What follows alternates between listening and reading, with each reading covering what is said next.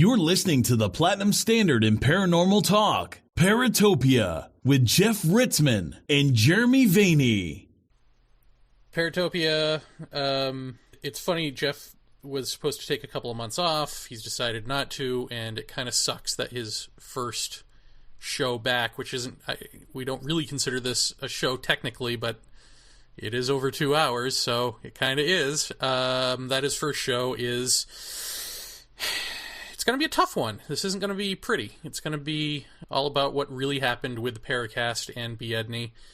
And I think it probably doesn't matter how many times during this, which we recorded the other night. I don't think it matters how many times we said during this recording, we're not making this because Dave left the Paracast. I'm sure people are still going to say that. That's not the case, and in fact, he's still on their message boards roaming around, so it's not as though he's gone anywhere. He can very easily come back to his own show, come to our message board, whatever he wants to do, and answer any of this that he'd like. But we're going to lay it all out for you, or rather, really, Jeff is going to lay it all out for you, the big falling out that happened, and you'll find out why during the episode, so I need not go into it now.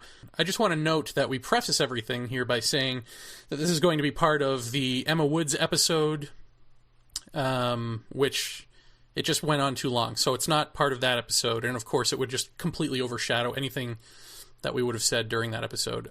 So it's not going to be part of that. That will be this Friday. It won't be next week. That's why we're doing this special midweek show.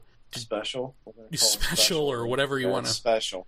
Yeah. Well, I mean, it's just needed to be done for so long, and I'm sorry I've kept my mouth shut as long as I have, but unfortunately, this is obviously the way it's going to stop. So I don't know what else to say other than what is coming on this episode. But I called Jeremy after we recorded this last night and told him I didn't want this to be within our normal rotation of shows, because I know a lot of people don't care about this issue, but I know that a great many of them do. So all of this is basically being addressed so that rumor and innuendo and smarmy remarks don't end up being fact. That's the reason we're doing it at all. It just seems like it's not going away, and there's only one way for it to go away, which is to have the episode where you can point to and say, there you go, that's it, go listen to that, that's the answer. And if Biedny has a better answer, obviously he'll speak it or not. Anyone else who opens their mouths has nothing to say because they weren't there, they don't know. And that's Well, it's true. And frankly, I mean, I'll say this flatly right here at the beginning of the show that I'm not interested in hearing anything that he has to say. This is what went down. This is exactly how it happened.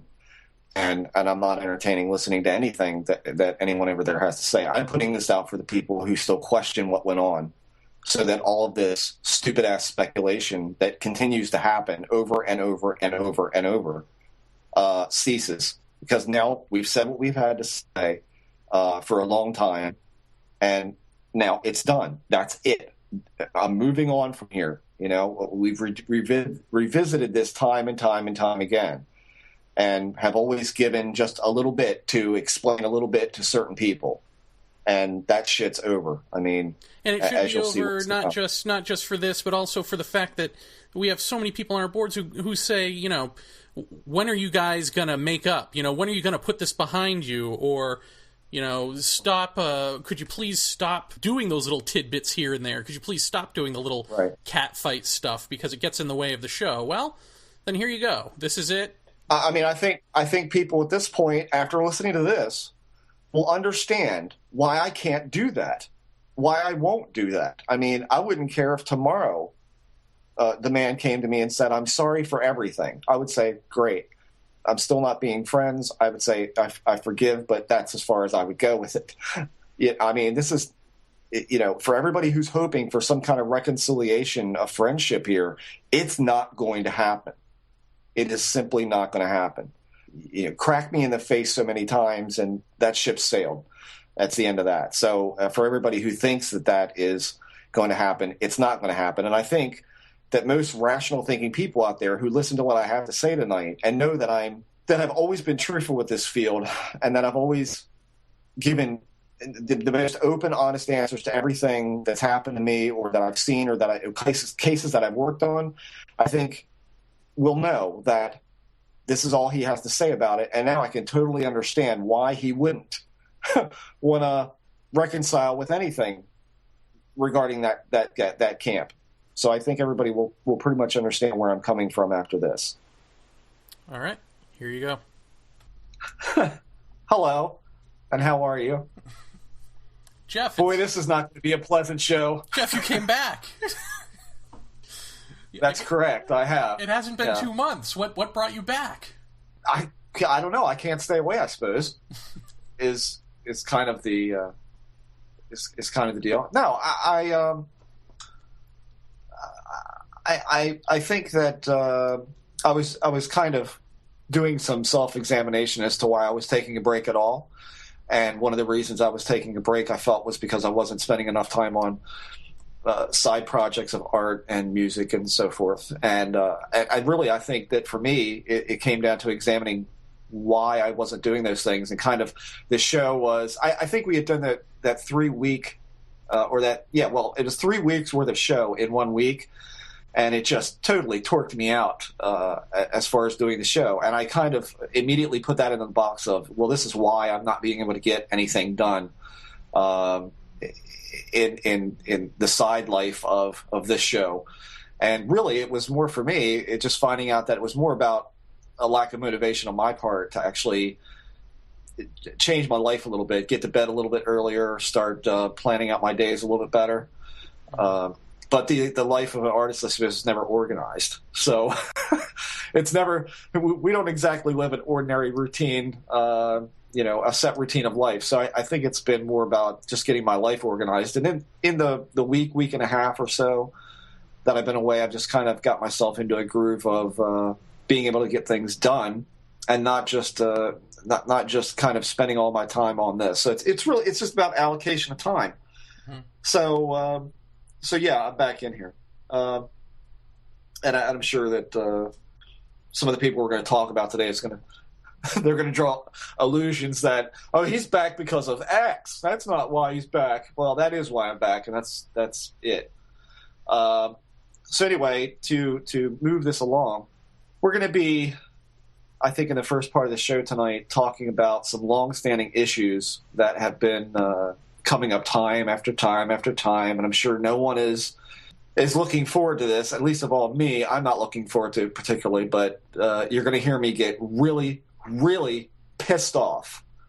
So if that's the kind of show you want for tonight, put those headphones on, sit back in your fart chair at home, and get ready to be set ablaze, because I am pissed. What are you pissed about, Jeff? Let's go down the list. Let's go down the list? Okay. I guess what kind of touched this off tonight is a thread on the Paracast board about the, quote, most annoying person in the field. I didn't have any, illusions to thinking that you or I wouldn't be on this list in some fashion. Oh, sure. It's only a matter of time. Knowing the long-standing issues that we've had with that show since about maybe our second or third episode. And you know what? I'm just fucking tired of it. I'm tired of hearing about this every so often. It rears its ugly head to poke at us again and again and again. We tried to make a joke out of it. We've tried to avoid talking about it. And I'm sure that in the course of me explaining all this, I'm quite sure that clan over there is going to say, well, he's just doing this because Biedny has now quit the Paracast. That's not the reason. Yeah, like Biedny can't just come back and exactly. answer this. Exactly. But I don't expect him to answer because there's nothing to answer here. What I'm going to lay out, at least from my perspective, is exactly what went down, and all of this guesswork about why aren't Dave and Jeff friends anymore is going to be put to bed. Okay, because I'm going to say exactly why we're not, and if that pisses people off, or that I'm at the point now where I really don't care anymore, because there are now, in this most annoying person in the field, someone has posted something that is so wholly inaccurate that it lit my hair on fire earlier today, and that's why we're doing this at all. So if this is what this person wanted, you got your fucking wish. and now nobody's going to like what I have to say, and I really don't care. I don't care anymore. I think I'm becoming more like you. I just don't care anymore about how I'm perceived. This is the way I am, and if you don't like it, too bad. I'm sorry. This particular post on that board, of which there's been several like this, and I'm going to go back in time a little bit to some other posts that have been made. A lot of people are saying that they're deeply disappointed in me for doing this show with you. And a lot of people saying that I have kind of marginalized myself by being associated with this show or you, Jeremy. I think that the one thing that the gentleman or lady says here is that in one Paratopia episode, Jeff, he admitted that he doesn't think too well on his feet, i.e. he's not a verbal person. And they want to say, yeah, no kidding. Vaeni usually does most of the guest interview, and then Jeff pops in afterwards in the summary section of each show. The guest is gone, so either the two of them either trash the person or praise him. Let's get something really straight about this show. We are not the Paracast. We do not bring people on to tear them apart. The people that you would bring on to tear apart, i.e. Greer, Sala, Romanek, whoever, we don't even entertain those people. And we don't entertain those people because, frankly, they're not worth the effort.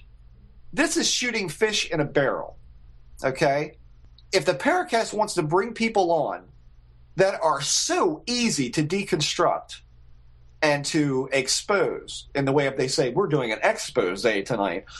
Everybody loves an expose. Everybody loves to see people get their comeuppance.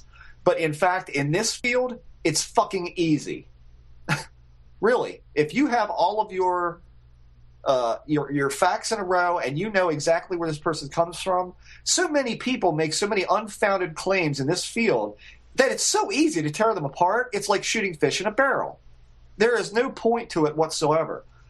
Our premise in this show, and Jared, I talked to you about this when we first started.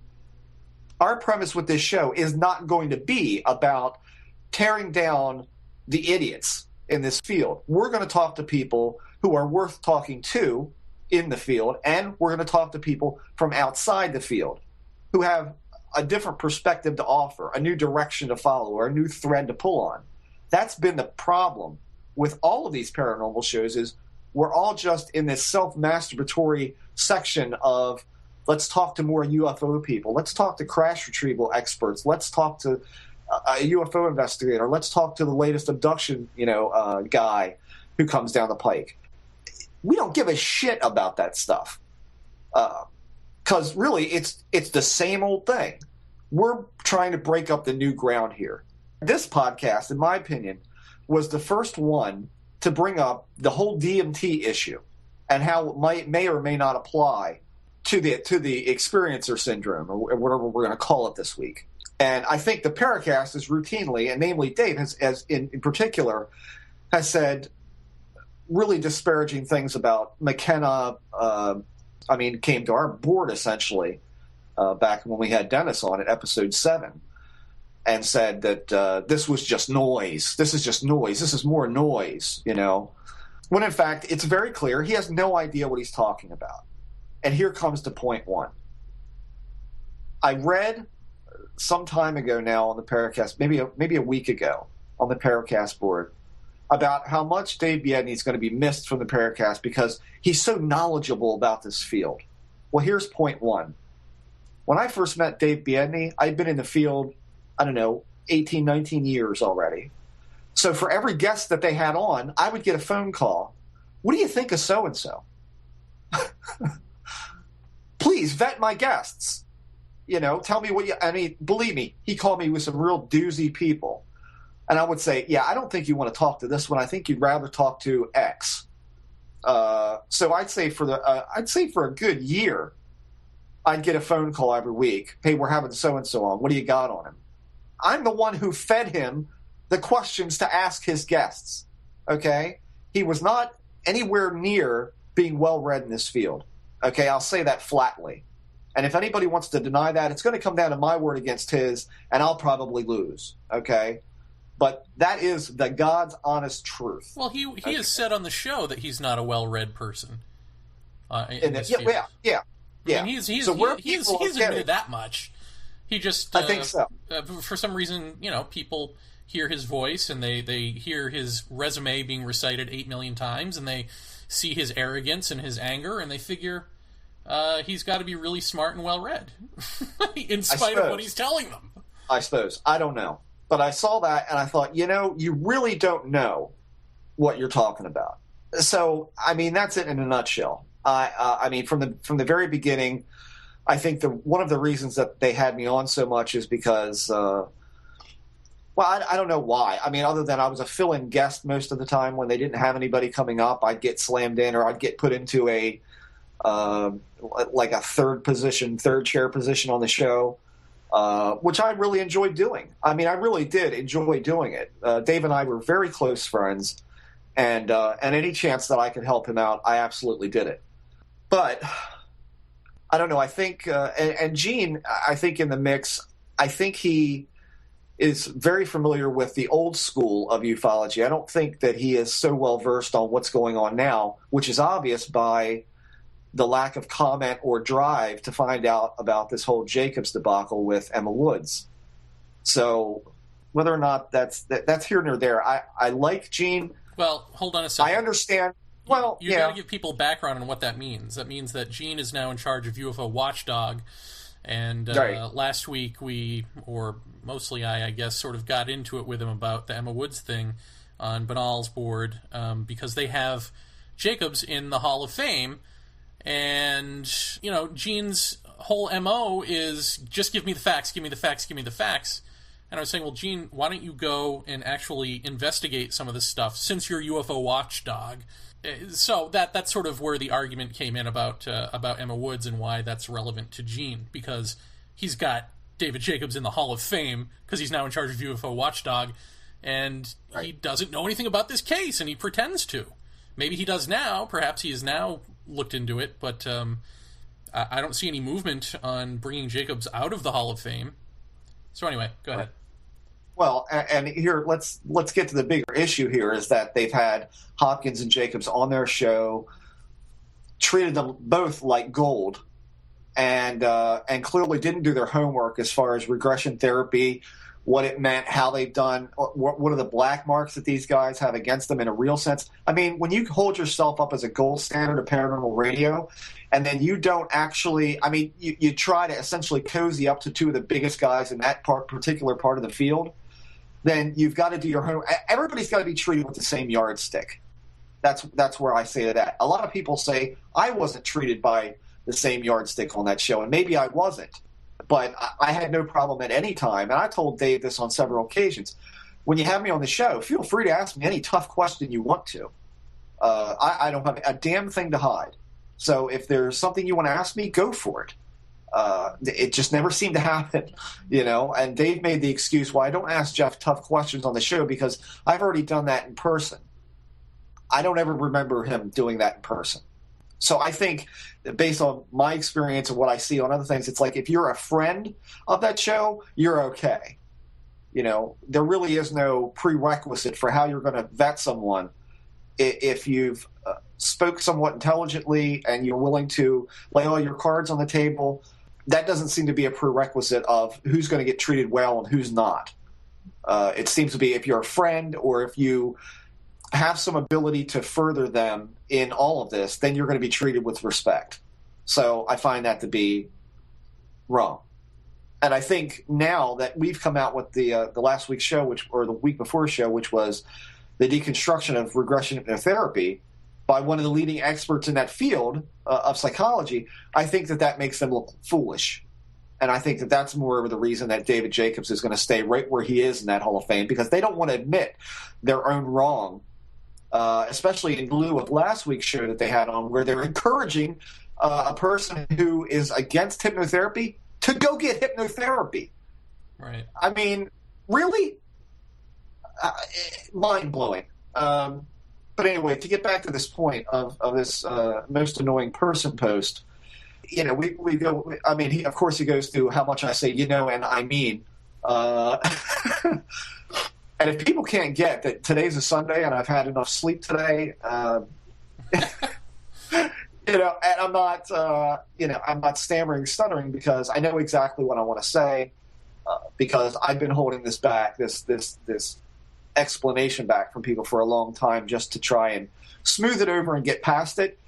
But I think you and I have pretty much agreed the only way to get past this is to put it down on audio and let people hear it. And from here, I don't care where it goes. If people want to believe what I have to say about this, that's fine. If they don't, that's fine too. But it is the truth, whether you like it or not. It says here, Dave Biedny and Jeff were once very close friends, even soul brothers, according to Jeff. No one is talking about what the falling out was about. My theory, which really, should you even be theorizing about something like this? You're an asshole, poster. I'll say that. The theory is that Jeff decided to align with Vaeni and co-host Competition to the Paracast. No. And then he goes on to say, seems to me that Jeff's choice has not served him well. His brain seems to be deep fried in Vaeni's body grease. Well, that part's true. Right. Okay. Here is the story of the falling out and all of it, okay, in all its gory detail. Yes, David and I were very close.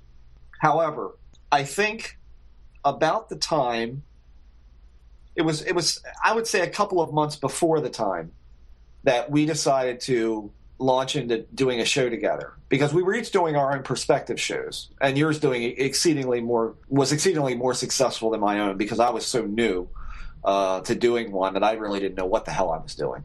We decided, wasn't it around Christmas time of that year, that we said, why don't we do something together? Because I think all of our conversations when we had first met at the X conference were effortless conversations.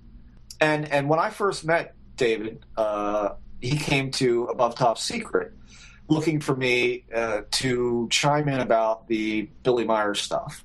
And that's how we met, actually. We talked on the phone a few times, and it was like an instant friendship. I mean, it really was. I found him to be a lot like my old research partner. He seemed to be very critical thought. He didn't seem like a weirdo. We talked for hours on the phone. I mean, hours. I literally bought our cell phone plan with unlimited minutes so that he and I could stop going over minutes every month. I mean, we talked, there were 4 and 5 hours a night at some points. So yeah, we were very close. He came to visit me more than one time. We went to X conferences and stayed in the room together, hung out the whole time there, did interviews together at the X conference. And I would say everything was great, except for, we also did, I have to include with that, we also did tandem investigations together in the way of O'Hare and maybe a couple other things. But I would say that towards the time that we started to think about doing this show, I, of course, was talking to Dave about, what do you think about doing a show with Jeremy and this, that, and the other? And he seemed fine with that. There never seemed to be any issue with it at all. I said, we'd like to have you on as like a recurring guest, to where we would actually be doing those crossover shows with the Paracast and all that kind of stuff. That's what we wanted to do. And I think that our premise in starting this show was that we would do some kind of like funny little intro gag to get people laughing, because I had become really despondent over how the field was going. And I thought, the best thing to do really is to maybe attract some new people with some fun stuff, and then have them stick around for the serious discussion of the show or whatever the topic was of the night. And Dave seemed to really agree with that. At the time, he seemed to say, "Yeah, that's not a bad idea," And then we did episode 1. Now, just before episode 1 was going on, I moved. Okay, so I had moved in October. Christmas, we started thinking about it. I would say that the only way to describe how David began to act towards me was abusive. Whether or not it was the familiarity that we had built over the course of many hours of discussion and hanging out, that he just believed he could say anything he wanted to me or do anything that he wanted. In other words, i.e., hang up the phone on me, hang up on me constantly, scream at me constantly. all under the guise of joke or funning around, which I in the beginning took as a joke, but as time went on, it just got to be irritating.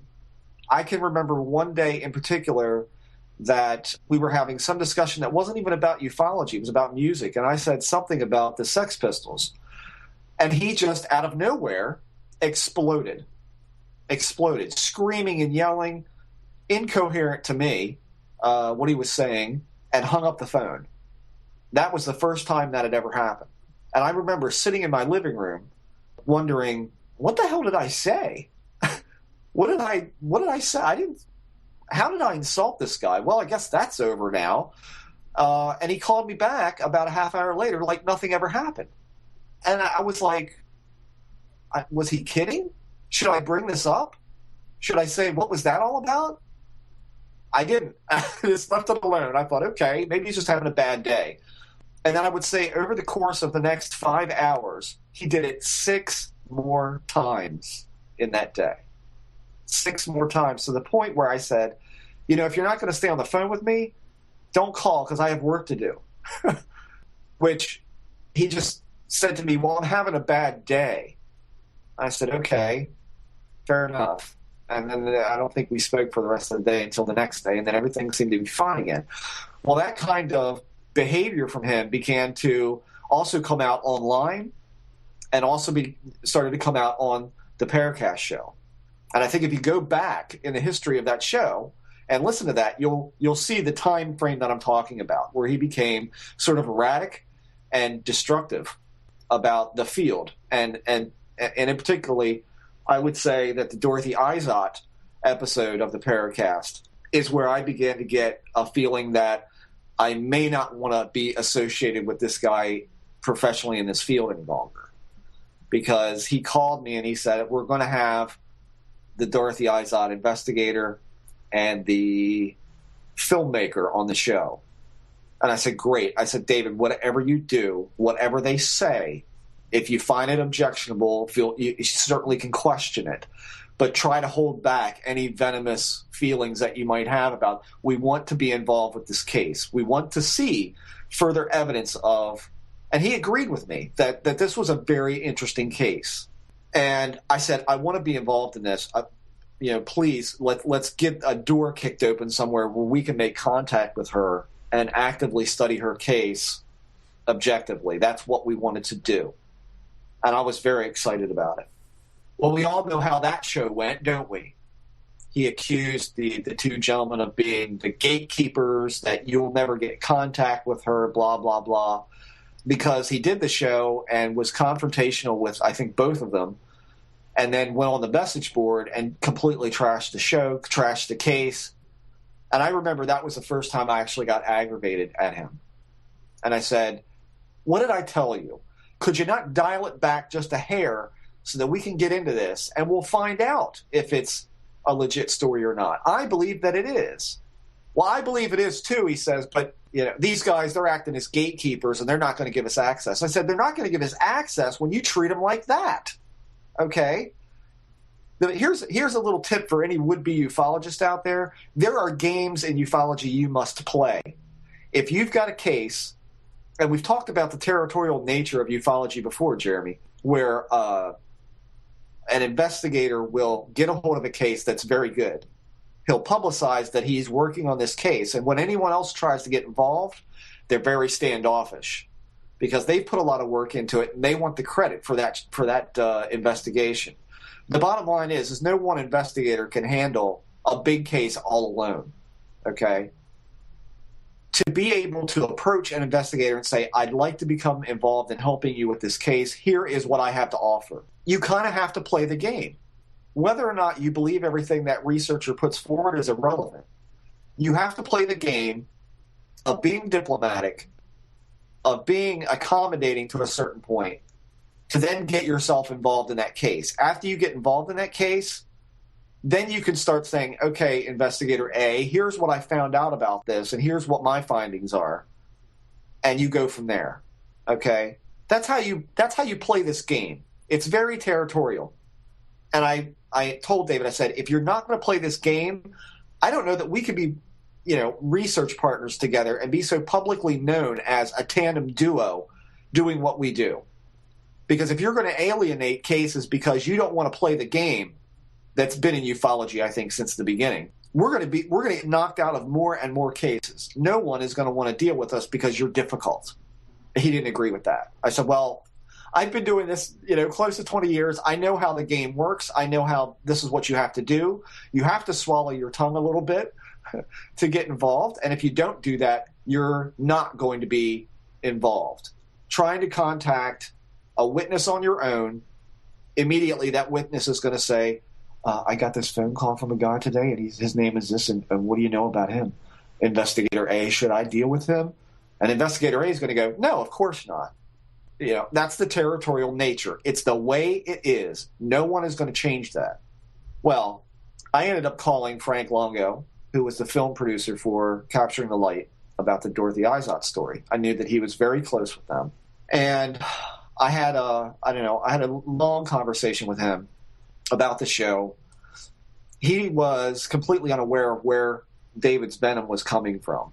And he and David then had a conversation, I believe it was the next day. And I talked to Frank again, and Frank says, yeah, we've patched everything up. Everything's good. I'm going to try to get you guys a phone conversation with her and maybe a visit, depending on what their schedule is going to be like. We were trying to work it all out. I thought, great, this is great. David called me immediately after that and told me the conversation didn't go well. The guy's acting as a gatekeeper. He's not going to let us in, blah, blah, blah. Really? Because that's the exact opposite of what Frank Longo told me. Then David went on the Paracast board and trashed Frank to that board. Frank then calls me and says, what is wrong with this person? We had a very decent conversation. I said I was going to get you guys in contact with her. You have to realize this is an older lady. I'm not going to have her exposed to somebody who's that erratic.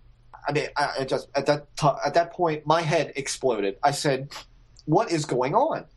One says it was a terrible conversation. The guy's acting as a gatekeeper, and the other one, who is allegedly the gatekeeper, is saying, "I'm trying to work something out. This doesn't happen overnight. What do you want me to do? Drive you up there tonight?" Needless to say, I basically at that point said, "You know what?" And I even talked to you about this, Jeremy, and I know you remember this, where I was saying to you, I feel really horrible because Dave is one of my closest friends, and yet I'm not so sure that I want to be involved with him or associated with him in this field. I know we had that conversation several times. Yeah. And I was really torn up about how do I say to him, you need to calm down. You need to start being a little more diplomatic with cases we want to investigate. And it didn't happen. It just did not happen. But you know what? When you're friends, and everybody knows this, you make concessions to stay friends. I mean, you just do. That's what you do when you're friends. I mean, everybody has a friend that there's things about them they don't like. I don't put up this big front and say that Jeremy and I agree on everything. But I can have a coherent discussion with Jeremy about why I have a problem with something he says, and vice versa. And therefore, what happens, Jeremy? It works, right? I mean, we get along. We get along pretty well, I think. Yeah. But you can't do that with David. You couldn't have that kind of discussion with him. And I think that anybody who has had an at-length conversation with him realizes very quickly that he dominates the conversation. And I don't want any of this to come out as that I'm being mean-spirited about anything, but he feels the need to dominate a conversation, I think, because he just needs to be the center of attention. And it's very hard to get a word in edgewise. And that became my overarching problem in a discussion with him, is that it became very hard to get a word in edgewise to make a point or anything like that. And I feel that ultimately we were on a different page with all of this together, and we didn't really argue about it, but I would get, I'll just give you one, for instance. He called me one day and he said, what do you think of these triangular ships? These really big, mile-wide, allegedly, triangle ships. They're becoming more and more prevalent. And I said, I think they're military. That's just my opinion. I think they're military. People say, well, where do you hide a mile wide, object, this, that, and the other. I thought, well, there's a lot of water on the planet, so it could be underwater, it could be deflatable, it could be anything. You don't know. And David made it clear to me that he thought they were alien. And I said, well, if they're alien, why are they so big? What's the point? Other than if they are, it could be a show of power. It could be a shock and awe type of thing, maybe. I don't know. That was my only direction to go with that. His answer, supply ships for aliens. Right. Which he said on the show as well. So clearly, everyone knowing what I think about this stuff, we weren't on the same page. I would say at that point, I realized that the discussions with him on the phone became more and more about him making funny voices and hanging up on me than it was actual discussion. And I really mean that in every sense of the word. I don't think, and again, Jerry, I think I told you this at the time, I didn't think that it had been 4 or 5 months since we'd had a discussion that lasted longer than 10 minutes in a serious way, because he would just all of a sudden launch into this funny voice, and it wasn't funny, and I just sat there kind of like forced myself to laugh, and I would say, okay, well, back to this, and he wouldn't go back to this, and ultimately it ended up with hanging up on me, or I think way that we calling me names and hanging up on me. I think the way that we had that discussion was that I told you he was doing that to me because I was saying I think he really hates me.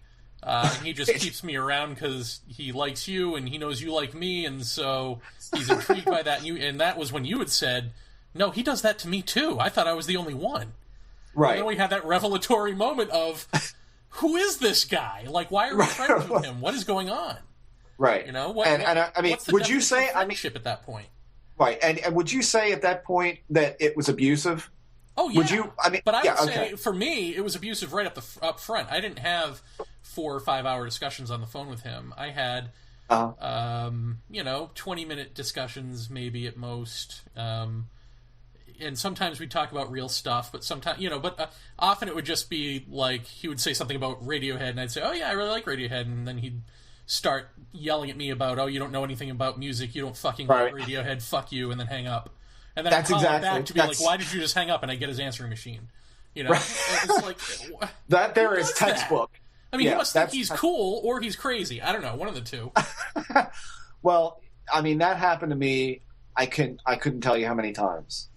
And I would say, and I'll put this out there because, again, I'm going to refer to this later on in this story, and I hope so far that it's been coherent. But when he first came for a visit with me and stayed with us for, 2 or 3 days, Lisa, my wife, said to me, he seems very nice, but there's something I don't like. There's something there that I doesn't set well with me, and I don't know what it is, but watch yourself.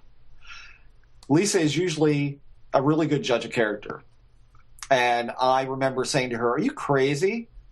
This guy is like the brother I never had. I mean, what are you talking about? I remember us getting into it a little bit. She's like, look, I don't know what I'm getting at here. I just have an uneasy feeling. And I don't know what to tell you about that, but that's just how I feel. So I don't have to like him. He's your friend. That's the way she put it to me. And I said, well, it would be nice if you did. I said, be nice if you would be cordial. She goes, oh, well, be cordial. It's your friend. But I don't hang out with him constantly. I don't talk to him for hours on the phone. That's really not my place. And, I'm just telling you, something's not right, and you better watch yourself. I just left it at that. We really didn't discuss it again after that. So as time went on, it just became more and more abusive to the point where you could not have a rational conversation with him. And he seemed to be getting more and more despondent with ufology, with the show. Yet, when I would go onto the show with him as a guest or as a third chair, it seemed like it was a different person. It seemed like he was coherent, but I will say, if you ever heard the outtakes from a Paracast episode, I think you'd be rather shocked at how uncomfortable some of the guests were made. In other words, he would launch into the same weird ass voices and all of that, before a show would start, and the person would be like, yeah, that would be it. You'd be sitting there going, oh, Jesus, this is how they talk to every guest? I don't know. I mean, I wasn't there for every pre-show banter, but you could tell that Gene was desperately trying to wrangle the show together with that kind of behavior going on. And so I know that on your board, Jeremy, you used to get a lot of just... I'm thinking about the one time where he called me and he says, yeah, I just shit all over Vaeni's board. And I remember it would be like all of these incoherent posts, one after another, just of nonsense. And I'm thinking to myself, well, why would you do that? I mean, what's the point in that? And then it would always be the same excuse. I'm just having a bad day. I don't know. I need just to log off. And how many times has Gene banned Dave from the Paracast for really bizarre behavior online with posts? It's been quite a few times. Everybody knows this. This is not, I'm not talking out of school here. This is not anything anyone doesn't know. Okay? So seeing all of that and knowing that the public is seeing that as the Paracast was growing in popularity, I again said, do I really want my name associated with someone who behaves so bizarrely online at times and seems to be rather erratic? Okay? This is how I saw things. And I thought, image is everything in this field. And I slowly came to find out that a lot of people didn't want to bring evidence to me anymore, didn't want to have discussions with you or I because of our association with him. I mean, it was, how many people was that, Jay? I mean, it was more than a few. Yeah. And I thought, well, here we are. Here, it's happening. This is it. We've had guests on this show that you have told me after the fact, yeah, I had a really hard time getting them on because I told them, you were involved with the show, and they're like, oh, well, isn't he with Biedny? And I don't know about that because that's just all really standoff. They were very standoffish from that. And these were not airy-fairy people. These were high names in the field and others that we're not going to include them in this so that they don't have to take the backlash of all what I'm going to say. I don't know. I think throughout all the years, I've tried to maintain a certain level that I think I'm just like an open book to people. I mean, if you have a problem with anything I say, I'm more than willing to listen to you. I'm more than willing to accept other answers besides a paranormal one. I think that my track record all these years has been more about finding hoaxes than it has been actually getting a hold of a really good case. I don't think I've ever really got but a few very good cases that I could not come to an end game explanation to. And that has been my MO. That's why a place like Above Top Secret, Mark Allen, said, we want you to do all of our analysis work for visual stuff because you don't pull any punches and you're not trying to further any agenda. You just want to know what the answer is. And so I had that, and I felt that was being hurt. As far as the falling out, when I went to buy a house, and you all have to realize that in Maryland, a house at the time was going to cost you $250,000, $300,000, maybe more. I mean, and I'm not talking about a mansion. I'm talking about a single-family home like I wanted. I had lived in a condo for 16 fucking years, okay? Just because the market was so bad for homes, so expensive, that and nobody wants to get themselves over a barrel. When the economy began to tank or showed signs of beginning to tank, and I was hired by a company to do creative director position, I said, it's time to start looking for a house. Our child is, at the time, I think he was 15. It's time to start looking for a house. And so there began the stress of buying a house. And it was stressful. And I remember that as time grew on and we made offers and we got rejected and you're into that whole mode, it became really stressful and scary to me. And so I remember at one point we had an accepted offer, and that's when the real stress begins, because then you've got to deal with the banks and the mortgage lenders and interest rates and and home inspections and all of that.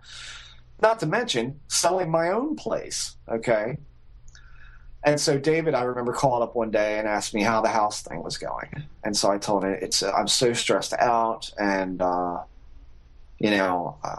having anxiety attacks from this, and I can't sleep, and it was just a mess. But by the same token, these are all just things that happen. It wasn't everybody goes through that unless you're a multi-time homeowner or something. Well, David's answer to me was, I really don't know why you want to own a home. You don't really own anything. If you have tax, this is why I'm a lifelong renter. If you don't pay your taxes, they'll take it away from you. So what do you really own? And I'm sitting there, I got my head in my hands, and I'm like, why am I even talking to you? Is this what I need to hear right now? This is a friend telling me this? And I remember it was at that point I said, you know what? I'm not calling him. I'm not returning calls. Therein was my mistake. If I am guilty of anything in this disagreement, falling out, whatever you all want to call it, it is that I did not say to him, David, I really don't appreciate that. I'm stressed out. You're my friend. You're supposed to be saying, dude, everything's going to be okay. It'll all work out. Don't worry about it. If this is your goal, then you know what you're after. Everything's going to be.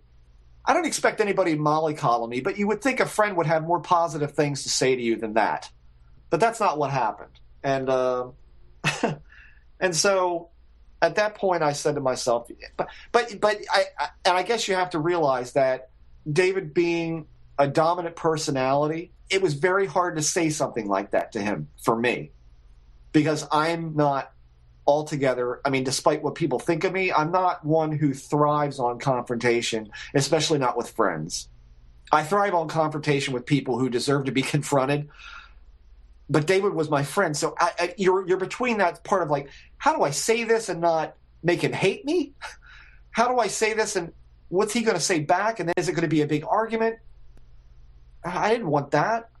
So if I'm guilty of anything, I'm guilty of not expressing how tired I was of being hung up on, being verbally abused, listening to him just basically run a bulldozer through this field to where no one wanted to be associated or bring me anything to look at or to be involved in a case or all of that. I buried all of it, and I should not have done that. That's my fault. If I have any fault in this at all, that's where it is. I think had I done that, the friendship may have ended, but maybe it wouldn't have ended for all of these false reasons that he has, fostered to people. And everybody like this person here making this post wouldn't be making so much conjecture that if you don't address, then turns into fact for people. Okay. I made that point, that home discussion thing then became my point for saying, I can't deal with this. It was more about my stress level at that point, saying, that's it. And so I wrote you, Jeremy, and I wrote him, and I said, for the next few weeks, I'm working 7 days a week to get my house payment money together. It was a little more than what we had anticipated, so I had to do that. So I'm not going to have time to be on the phone. I'm stressed out. I don't want to be bothered. I just want you guys to know that I'm not avoiding you or anything like that. But I think in the long run of analyzing this as much as I have, because I still am godsmacked for how all of this has happened, I was effectively saying, I don't want to talk to him for a while. I figured maybe the familiarity that we had built with so much discussion, people say, familiarity breeds contempt, and maybe that was it. Maybe if we didn't talk for a month or so, maybe he would get a more even keel out in discussions with me. And I thought maybe that would save the friendship at that point. And I remember the day that we moved into this house, I said to both of you again, I sent you the emails. I still have them. We're moving in. I'm going to be tied up for at least 2 or 3 days getting moved, so don't be surprised if you don't hear from me. The morning that I moved, the morning the truck showed up to move our stuff, he called me 23 times that day. 23 times. I did not answer it. He left incoherent message after incoherent message. Do I still have those messages? No, I don't. Was it 23 times? Yes, it was, and my wife can attest to that. To the point where I threw my phone in the truck and left it there. Okay? Which then disrupted the other moving truck because they were trying to call me, trying to find the house. Okay? That's disruptive. Okay? And that is, to me, not a friend who would do something like that. So after that, we reestablished talking to each other. I got email after email from him, even after I had explained that I would be out of contact. What, are you mad at me? What, are you not talking to me? You don't like me anymore? This, that, and the other. I mean, all of these guilty emails like, you know, what's wrong with you? I must have done something wrong, so you might as well tell me what. Like, I just sent you an email telling you why. Okay? I mean, and believe me, I know most of you are rolling your eyes saying, what does this have to do with anything? Well, this all builds up to the idea of what went down. I reestablished contact with both you, Jeremy, and him after I got settled in. And then you and I started talking about doing a podcast together, which David knew. Okay? Here comes point one. They did this behind my back. I have the emails. And if anybody wants me to send them to him, I will. Showing him the logo a couple of weeks, I believe, before the show even happened. He knew about the show. He knew about the premise. He went on your show, Jeremy, and said, hey, if you guys need help, this is great. You guys are doing this, blah, blah, blah. Am I right or wrong? Yeah. So he didn't know about it. Lie number one. Bullshit. He knew about it. He supported the idea. I mean, from here, buckle up because it gets even more weird. From there, we did our first show. Whitley Strieber, right? Yeah. And I got a phone call that night. And it was him. I answered the phone. Hey, what'd you think? Oh, terrible. Terrible. Just terrible. And then proceeded to go on for 45 minutes about how awful the show was. Great. Thanks, buddy. You know, because we did that little skit in the beginning. That was a problem. Okay? But I'm thinking to myself the whole time, but it's okay for you to go on and on with weirdo voices on the Paracast? And that's okay, but what we did in a really coherent framework of this is a skit leading into the interview, that's a problem? He claimed that the comedy aspect of the show marginalized the show and me. And that my association with you, I'm telling you, Jeremy's not what you think he is. Okay, what is Jeremy? Well, you know, he's a relentless self-promoter, and you know, I just don't. I don't even know if I believe his experiences. I don't know what his thing is. I think he might be conflicted. Okay, and I didn't see any of that with Jeremy. What I saw was a guy that I could have coherent conversations with, who agreed with a lot of the things that I thought about the field. We found a lot of common ground, you and I think, in that. And I think we found that from the get-go at the X Conference. When we first met, we both had this distaste for the bullshit. We both wanted to cut through all of that. And yet, I don't know, I think we may have bounced around doing a show together before, but we just never, I don't know, we never followed up on it, or we were both too busy to do what we wanted to do. But finally at Christmas, when we took this break, that's when we decided, hey, let's do a show together. Yeah, well, it was a weird thing because I remember I had just done the Culture of Contact, the second festival, which was, you know, in terms of turnout, was a complete bomb and an embarrassment. And why don't you tell our audience about that? Because there's another point. Well, at least this is from your side. Yeah. Well, first of all, I mean, just in terms of that, it was a weird thing if I remember calling you and talking to you and saying, you know, I think I'm going to leave this field or take a break or something. I've got to take a break. I've got to get out of this. I'm just completely financially devastated and embarrassed and all that. And by the end of the conversation, it was, hey, let's do a show together. I don't know why, but that was like sort of the turning point of like, wait, did we really just do that? Did we really just turn that around into... Yeah. You can't get away. But all right, yeah, I mean, during the Culture of Contact thing, you know, Dave spoke at both of them, but in the second one, I don't know what he did at the first because there were multiple venues, so I was at the movie theater while he was speaking in a school. At this one, it was all one venue. So I was in the theater. There's this huge lobby in this giant theater. And I was in the theater, and I hear somebody yelling at the top of their lungs, "I'm Jesus Christ," or words to that effect. "I'm Jesus Christ! I'm your savior!" Yelling this at the top. I'm like, who is this crazy man? Are we going to have to call the cops? And so I go running out of the theater into the lobby, and there's Biedny yelling this, and, like, the theater managers are, like, coming out, like, what the, do we have a mentally ill man on our hands? What is this? And I'm like, "Dave, what are you doing?" He's like, "Oh, I'm just checking the acoustics, man." I'm like, really? Because what you're doing is getting me kicked out of here. That's what you're doing. Right. If you're not careful, So it was that sort of thing. At one point, when I remember Teokas and Ghost Horse was speaking, we had the doors open into the lobby, and you could hear Dave and Steve Bassett, yelling at each other about, bullshit disclosure stuff, to the point where I, who was pretty much down front because I had my recorder, recording it for Culture of Contact in my hand, put the recorder down. In fact, if you listen to the episode, you can hear me put it down because I run out of there to go shut that door. I mean, just completely rude behavior all around. Yeah. And, and I can go into other things, but you get the point. I mean, it was just outlandishness on his part. Yeah. And again, that was consistent with what I was getting as well. And you guys can think what you want of me for saying this part of this, but there comes a point where you just go, I can't deal with this anymore. I can't keep ignoring this. I brought up, I mean, there were several times I brought up to him, "Are you okay? Is everything all right?" "Yeah, I'm fine." "Okay."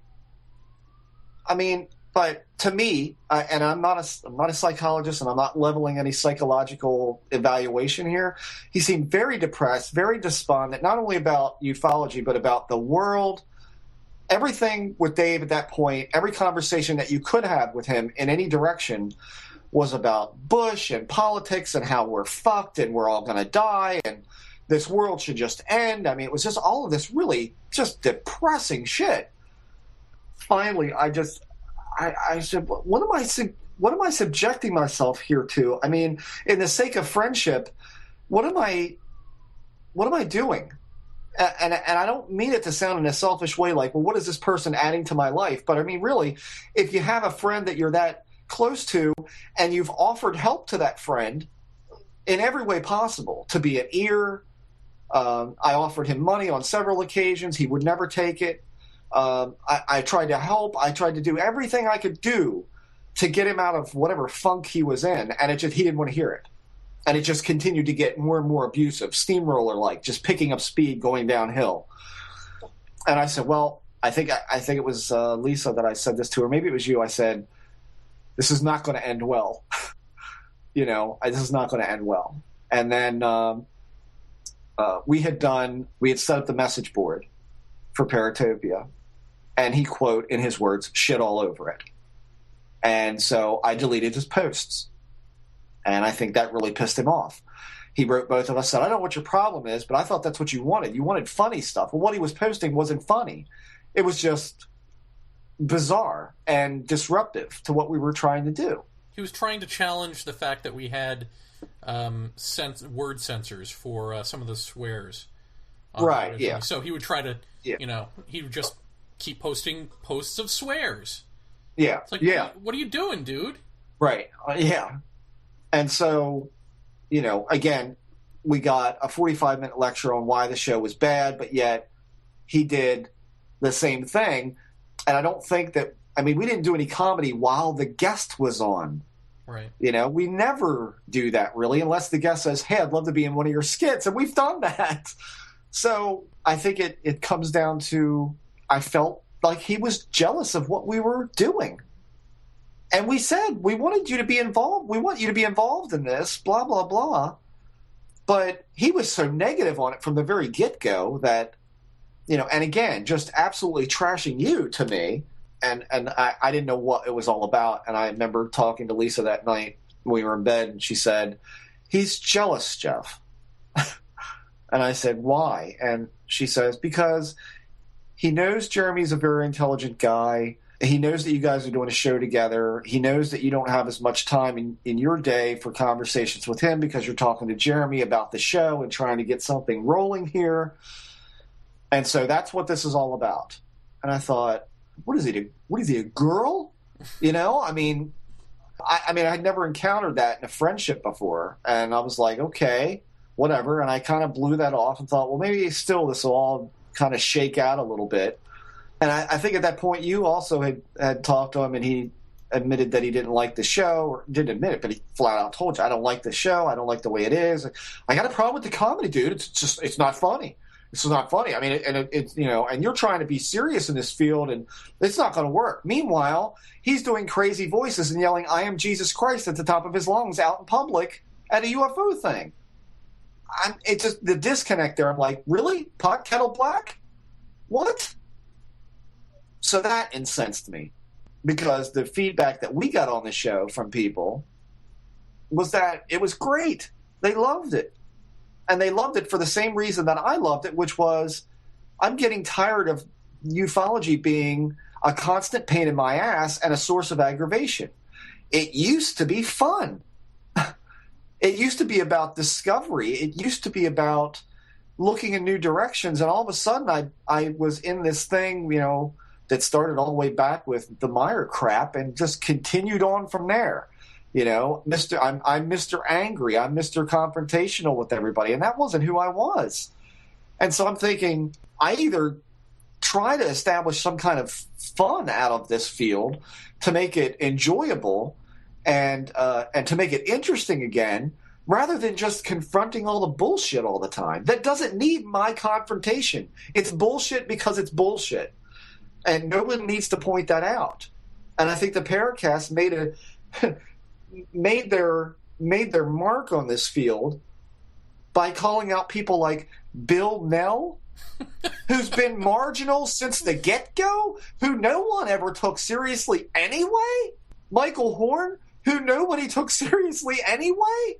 I mean, pick anyone you want. Fish in a barrel. That was never our point in this show. So we didn't do that. So I think from there is where you and I went on with Alan Greenfield on the Paracast, you and I. And if I remember exactly, Jeremy, the words were, you guys come on and you can put a little blurb in about your show. Okay, great. We went on this show.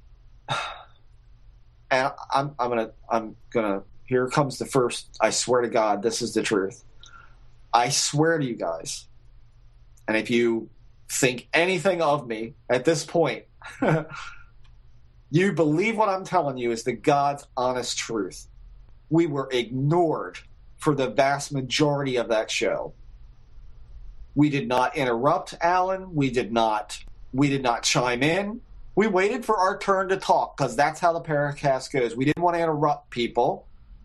So we just went, and we waited, and we waited, and we waited, and we waited, and he went on and on and on. And I like Alan Greenfield. I mean, you know, believe me, I do, and I still do. But you know, he can go on, and usually, and we're expecting. You and I were sending messages back to each other saying, "Are they going to let us talk? When are they going to say something to us?" You know, here's we're the just ironic sitting thing here. about that. I didn't realize, because we record on Skype, and at that point, even though I have it, I never really tooled around with it, and I didn't realize that it had an IM feature on it until Biedny IM'd me saying something. Then I went, wow, what is this? And then I started IMing you, and then he got jealous. He got pissed off that I was IMing you. He's like, why are you IMing Jeff and not me? Why aren't I in on the conversation? And then he started IMing me saying something like, basically, that he was bored too with this conversation. Why don't we do something disruptive? He said, let's do something disruptive. So, and I don't remember what I did, but I said something that was probably semi-offensive or could be taken that way. And he didn't back me up. He didn't do anything. He didn't do anything disruptive with me. That was, he just fucking left me out to dry, and then later claims that I tried to sabotage his show. And it was his idea! That was the... Unbelievable! Yes, that was the overarching thing then, was that we barely got to speak. And we both said, I mean, I even said to Jeremy, I said, don't worry, he'll rein Alan in a little bit. And you know, that's how the Paracast goes. I mean, David's always stopping me. Okay, now let me stop you there, and let's let so-and-so have a say here. That never happened until, what, 3/4 of the show were over?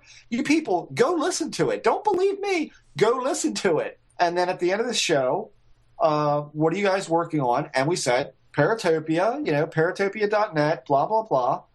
And then, and see, here's where I can't really remember. I remember so much of this, but I can't remember. At that point, was that when we got the nasty letter that said you sabotaged the show, and why wouldn't you guys talk? And, you know, and we walked away from it, and I immediately called you and said, what the fuck was that? Why were we even there? Right. You know? And then you were telling me all about this, him saying, let's cause some trouble and this, that, and the other. And he didn't do anything when you tried to make some snarky remark. And I don't know. I was flabbergasted. And I said to him, I said, you know, I wonder if what Lisa's saying true is that he's pissed off that we're doing this show and he's trying to make us look dumb, you know, and that was the whole point. Maybe that was it. I don't know. Well, it went downhill from there. There became a lot of argument that David was pissed at me for doing the show with you because we did it behind his back. I mean, he told everybody this on the Paracast board. They went behind my back. They did this, they did that. And then you've also got people like Schuler or Allison who came on there and said, you know, what you did to Dave was despicable, you pieces of shit, blah. What? What we did? Oh, I'm sorry. You don't know what the fuck you're talking about. Get ready to turn your earphones down, people, because I'm about to get loud. I mean, my jaw was on the floor. I'm like, are you kidding me? Now this guy is going to start fucking telling bullshit lies about you and I, about what we've done behind his back. Are you joking? Do you know what's going on? No, you don't. So my answer to that was, why don't you both shut the fuck up? Because you don't know what you're talking about. And until you hear what I have to say, you're only listening to his side of this crap. You know, everything just degenerated downhill from there. And these were largely people at the Paracast that I liked. I liked Schuler. I liked Tom Allison. I mean, I like these people. And all of a sudden, I'm getting knifed in the back over there. And I'm thinking, what?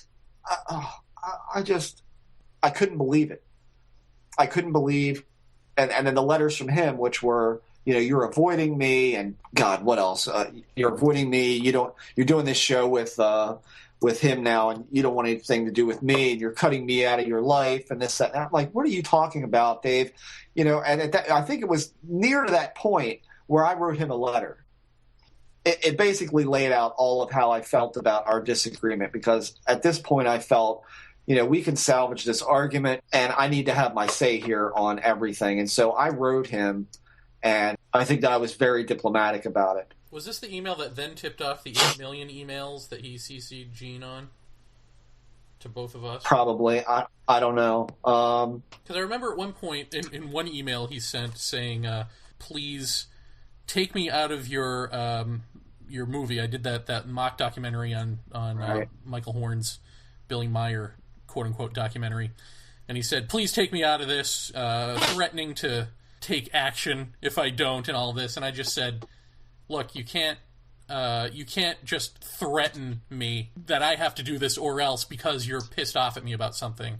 And then he just wrote back saying sorry or something. Like, you know, it was like, yeah, like that was the end of that. Yeah, there was more than a few really nasty emails that we got that then when I would say, you know, Dave, that's really not fair. And at this point, we weren't really in any argument at that point. We weren't into attack mode at each other. And then he would immediately write back and say, oh, well, I'm sorry. You know, that's it. And so anyway, here's an email. This is from 2609 that I got an email. And this was during that point where I said, you know, maybe I should just kind of leave David alone for a while and see if this is probably, well, I have to say, this was after one of those emails where we get this telling us to fuck off and how disappointed he is in us and all of that. Disappointed for, I guess, the Paracast alleged sabotage of the Paracast show, right?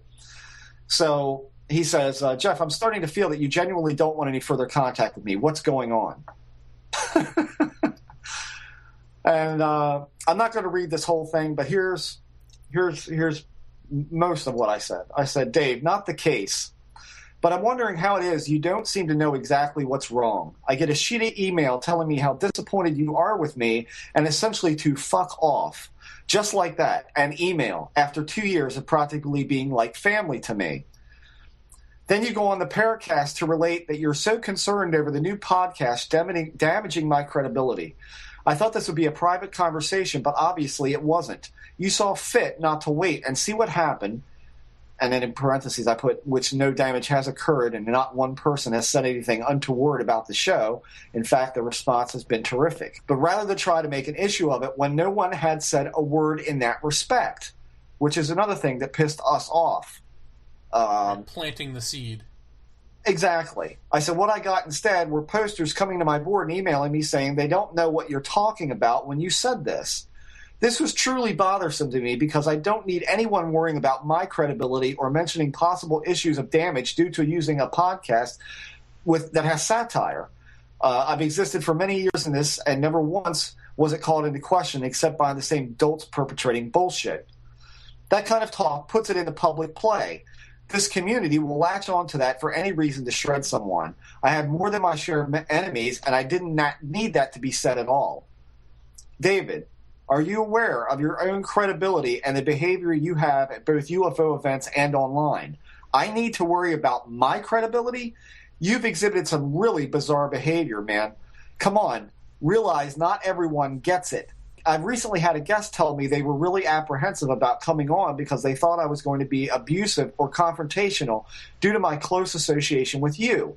In my opinion, you're gaining an unfair reputation of being a highly abusive person in this field. There's a saying out there among some podcasters in paranormal subjects, when you blow up at a guest, they call it pulling a Biedny. I'm not sure it's meant in malice, but it goes to show that the rep that's being established.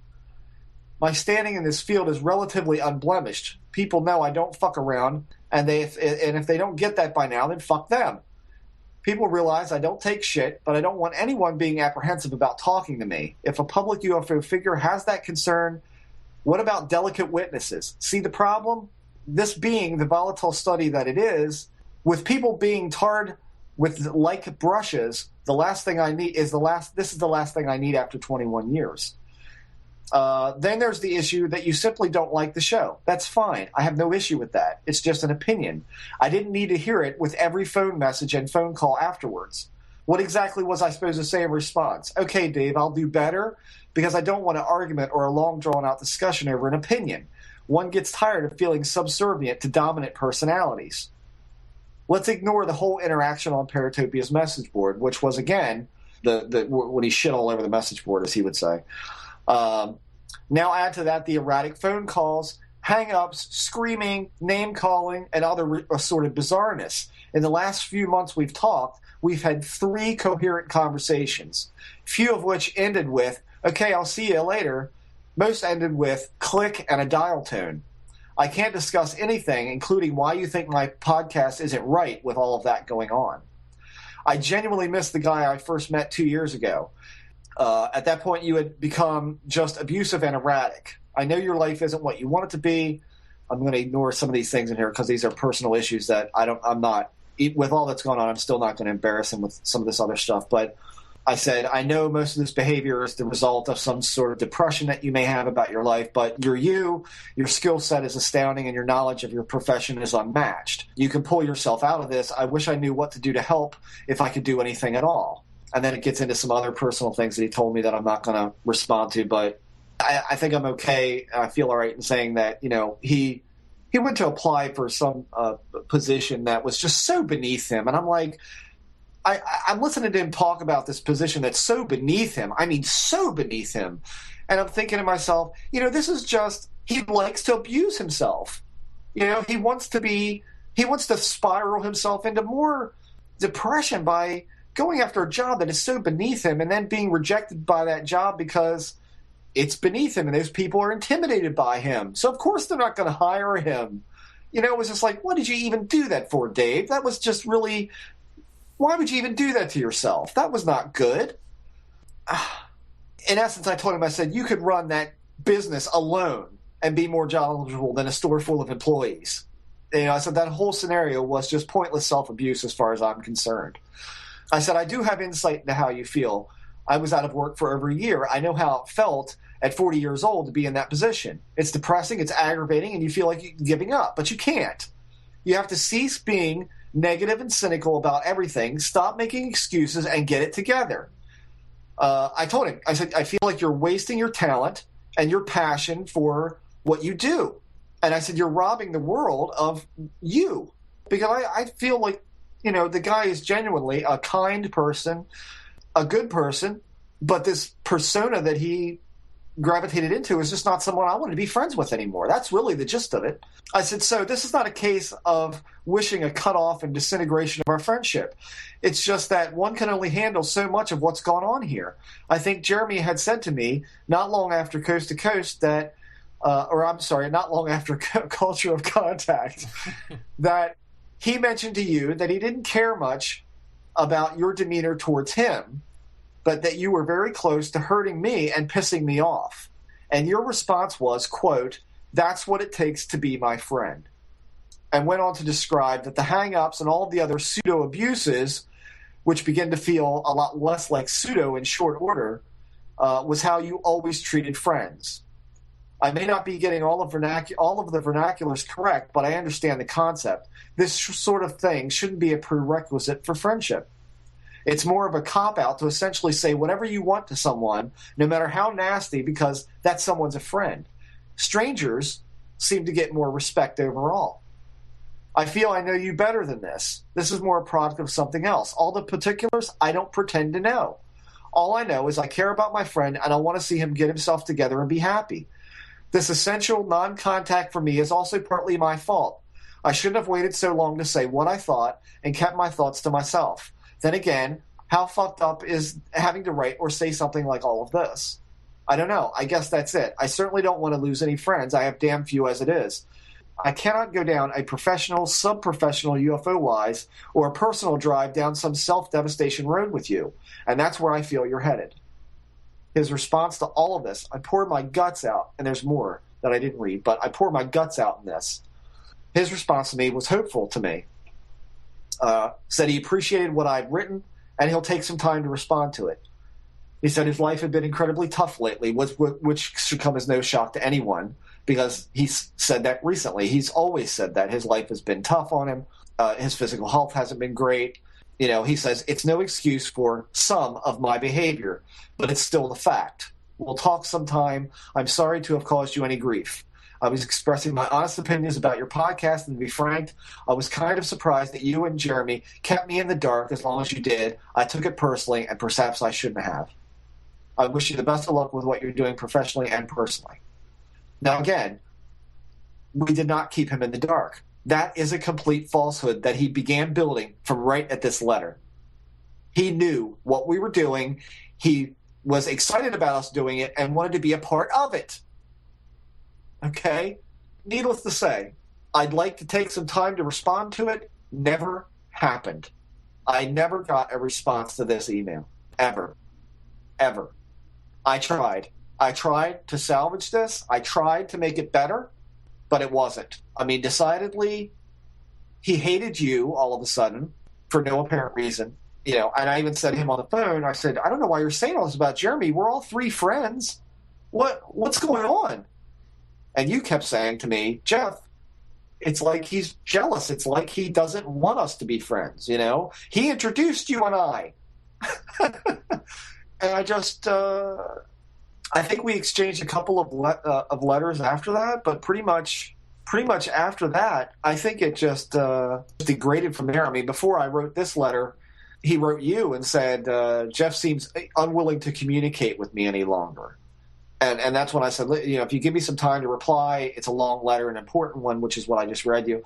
Just give me today and I'll be glad to respond to you. At that point, was I distancing myself? I absolutely was, for all of the reasons that I've talked about. From there, it just went steadily downhill. I mean, we tried to ignore it for a while. which didn't work. Then we tried to make a joke out of it with the zombie skit, which he obviously took extreme offense to. And for the record, the zombie skit was not about shooting any of those people who said those words. It was about shooting the ideas. It was not about. It was metaphorical. For he gets that. I mean, let's not make any kind of. Of course he does. Of course he does. It was all about making a big deal. Then came the accusations of we sabotaged the show. We did this behind his back. I mean, it was all sorts of stuff. I mean, it just went on and on from there. And I mean, half of it, I've tried so desperately to put this out of my head. I'm having to look at old emails. But I know that when all of the abuse started on the Paracast forums, I got a letter from him saying, if you're going to come on the Paracast forums and just attack and be destructive, feel free not to visit. I'm really sick and tired of your attitude. It's like I personally tried to hurt you or something. I've had enough of this shit. I've done nothing to you to deserve what you're spewing. What? What? I mean, well, my attitude was, after that, my answer to him was, good, then don't ever use the fucking word dicey with me. Because he had used, it's getting really dicey. I said, fuck this. You want to get drugged down that hole? Help yourself. My attitude, rich.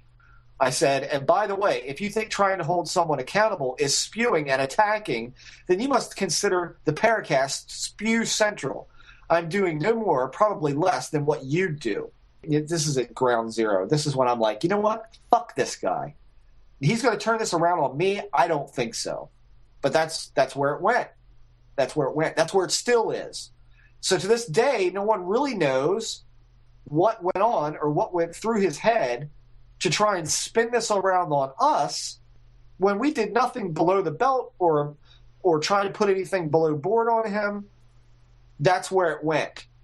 From my point of view, it came out of, I got tired of being abused all the time. I got tired of hang-ups. I got tired of the jealous behavior. I got tired of his bizarreness, both publicly and privately. I got to the point where I said, what am I doing? I mean, why am I putting myself through this? And you and I had several discussions, Jeremy, on should we be doing something? Should we be trying to help him in some way? Because clearly something is bothering him. Clearly something's not right. This was a good year before all of this went down. We said, Dave seems depressed. We need to do something to cheer him up, to do something. So we always talked to him on the phone, but it was just more abuse coming back, more and more and more and more. And then, of course, when things go south, it's our fault. Bullshit. It was our fault. And this whole thing, people, let me tell you something, has made me question myself. I take a step back from it and I go, did I do or say something? Was I not a good... No, I did everything right. I did everything I was supposed to do to try to salvage this, and it got spit in my face. Okay? So I question any of you out there that want to defend him and say that I'm the marginal guy, I'm the guy who's fallen off the fucking wagon. I'm that guy. None of you people, I'll say this flatly, Schuler, Tommy, none of you people know what the fuck I had to deal with for 2.5 years being friends with this guy, and you want to put me under the fucking train tracks and let it roll over me and make it look like he's the victim here? You're out of your fucking mind. And I frankly am tired of seeing posts like this on a goddamn message board making some kind of bullshit excuse for him or how I've fallen off the wagon or I've become less critical. I'm pissed off. I've had enough, okay? You were the one, Jeremy, who railed me in and said, look, don't acknowledge it with a response. Let's just do our show and leave it alone. Okay, so that's what we did. And I have to say that you are the guy who has been the voice of saying, let's just ignore this. Let's just let it alone, Which is ironic, because if you've ever been to the message board, I'm usually the guy who's, going after them in some way. Yeah. Well, I mean, and even this post that has set you off recently, I want to say I'm pretty sure it's got all the earmarks of being this character Arizona Will, who for all intents and purposes is an internet stalker of ours, or of mine, who just has it out for me. And he's been banned from the Paracast. Apparently he's gotten back on there. He's been banned from our place. He found a way to get back on, and we banned him again. I mean, it just reads like him. The location says Arizona, so odds are it's this guy. And anyone who would follow me from my Culture of Contact blog from a couple of years ago into listening to Paratopia now, and say that he hates the show or he hates me, he thinks you've gone downhill or whatever, all this stuff is crazy to me. If I don't like something, I'm not going to spend years listening to it. So, to me it's like, on the one hand, I don't want to address this type of stuff based on that post because that guy's getting his jollies. Like, this is part of his mental illness probably, is he's loving this. And in fact, in his post, he said, in the next post, which is about Whitley Strieber, which he, of course, prefaces by saying is one of Vaeni's heroes or whatever, he goes on to post what he claims is an article of his about Strieber that he had posted on another forum. Well, it's not an article. It's just a post, and I actually Google searched the title and found where it is. It's on this little obscure message board. It's just another post they left on another message board at some point, but it's just very telling that he considers it to be an article that he published on another board. It's not. It's a post that he published on another board. So clearly this is somebody who needs attention, and here we are giving him all the attention that he wants. But I'll tell you what pissed me off about this thing is that as of now, 2 people have thanked him for his post. One is Schuler, which I expect. The other is Don Ecker, which really throws me for a loop. I mean, do you have anything? I always liked Don. I don't know what that's about. I really don't. The only thing that I can think of is that, again, this is a case of, much like some of the people on the message board over there, I'm sure David Biedny has filled their ears with all sorts of crap about you and I. I'm sure. I'm sure beyond sure. Because how would they know anything about it? Really. I have another letter here I want to read because this speaks volumes. This is much later on. This is 3/28/09. Apparently, you had said something about Biedny on our message board, and this was to you and I both. It said, Jeremy, I now hear you're openly trashing me on your forums. I won't stoop to your level and do that in return, just so you know. Here's a side note for everyone. He already had! Just so you know. I'm not going to read your attacks. I don't really want to know any more about your thoughts about me or anything else. While you might think I've been saying things about you behind your back, I know that's not the case. People like Tommy were expressing concern about you before I privately acknowledged that there were indeed some tensions, and Susan, we all know Dr. Sue, his girlfriend, had told me from the moment we met you that she did not trust you in the least. You've proven her intuition to be dead on. And for what it's worth, I feel that your rants against Mike C. are a clear case of projection. After watching your movie and reading your book, I started to suspect that you were someone who would make any kind of shit up for some attention. And your friends in the doc pretty much seem to indicate that you're entirely capable of doing just that. I was willing to give you the benefit of the doubt, which was my mistake. You fit the bill of a Hollywood wannabe to the T, and I know now that a big part of the reason that Jeff wouldn't return any of my phone calls for a couple of months was because you were talking shit about me to him. Yeah, that's it. The idea that I demand control over my friends' lives is really insulting, truly hurtful, and total bullshit. In the case of Jeff, I told him that he should indeed do whatever he wanted to do, that he should write a book and do a podcast, and I was totally supportive of his endeavors. I was nothing but supportive of what you guys were doing. Really? Because in the next breath, we did it all behind your back. I was happy to do whatever I could for the Culture of Contact show and event and the second eclipse, and did I ever turn down anything you asked of me? The fact that you guys came on the Paracast for the Greenfeld show, essentially tried to torpedo that episode, dropped the name of your show on that episode without any warning, and yes, that's my show, and I deserve to know that you were going to do that. You owed me that courtesy. He told us to do it! Okay? I mean, fuck, man. It's like, are you crazy? I mean... The answer is yes. The password is affirmative. I'm just like, you've got to be crazy. Who are you talking to? I mean, God damn it. Don't try to claim that I have some major issue with you and Jeff doing a show. It's the fact that you felt you needed to put Jeff towards writing me off that makes me feel stabbed in the back. And for your information, that was the opinion of others before I came to that conclusion. Really? I find that to be the most utter bullshit that anyone's ever said to me. I mean, he says, whatever, man, it's a small world. Just keep that in mind. Don't bother responding. As of this moment, you're on my spam list where you belong. And, Jeff, I'm guessing that you're the next one in line. This guy will stick a knife in you the moment it makes sense for him to do so. Watch your back. Jeremy has glommed onto you because he needs to. And at the moment, that's no longer the case. You're toast. Remember these words. I got my eye on you, Vaeni. So, backstabbing fucker. So there's the kind of emails we were getting. Okay? Yeah, I don't understand why I became that guy when, like, I had Culture of Contact. Yes. Which had 50-something episodes, right? Or right. Yes. And you infinitely successful. Yeah. And you had a show that had like 3 or 4 episodes. Right. Right. And you write for UFO Magazine. You were out there. You were doing conferences. Yeah, you needed me, right? Yeah. I don't know. Oh my God. I mean, I swear to all you people again, I hold my hand on whatever you hold holy.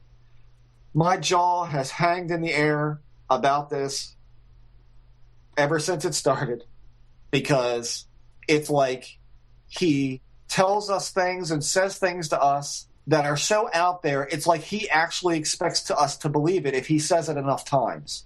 And so when one of your friends, and let's say this, when one of the friends that any one of our listeners may have that you spend inordinate amounts of time on the phone, that you tell personal things to, which despite what he's done to me, I still won't do. I still won't reveal anything that would embarrass him, that would be of a personal nature. I will never do that. But as far as what this argument's about, what the crux of it was, and where it came from, that's where it came from, folks. That's where it came from. It came from him all of a sudden getting a hard-on that Jeremy is an asshole, where for, 2 years or more, we were all the Three Musketeers. We were always doing stuff together. We were always talking about going to the X conference together, hanging out, having lunch, having phone conversations. He stayed at your place. He stayed at my place. He ate with my family.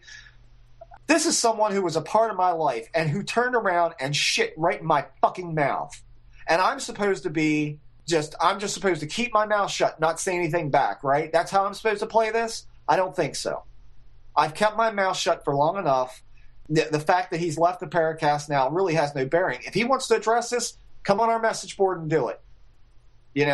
But that is the God's honest truth of where all this started.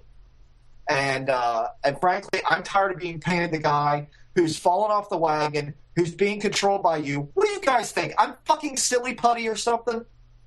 I've been in this field longer than Biedny and Vaeni put together. So don't fucking say that shit about me. Don't. Because you're fucking wrong. I'm amazed at where this has gone. I'm amazed that I'm even sitting here having this discussion on my podcast when we should be talking about the subject. But this has gotten to a critical mass stage with me, and I'm fucking tired of it. So you all wanted to know what happened? There it is. That's what happened. There's a lot more to it than that, but that is the end-all explanation. The more to it stuff was just more barbs being thrown at us, more us ignoring it or making light of it, or trying to respond to it in some way. But ultimately, if Biedny tries to paint the picture that we have fueled this, he's full of shit. That's it. We have not fueled this. He has been the one throwing out his little barbs here and there, getting his little minions over there to say anything they want about you and I. I'm frankly tired of it, okay? So that's it. Anybody from here on out can say anything they want to about me and about you. We've said our piece about this, or at least I've said mine. I tried to treat someone with respect. I tried to save feelings let's put a nice little cherry on top of this. He says in there that Dr. Sue didn't like you. When I wrote him back, I said, it's really amusing that you say that about Miss Sue, because my wife said exactly the same thing about you. He then went on in a later letter to call me and my wife liars. So here's where it really gets good. This is where my wife gets dragged into this. My wife, who has nothing to do with any of this shit. Okay, we get this email from him. I believe it was right after they had Bud Hopkins on.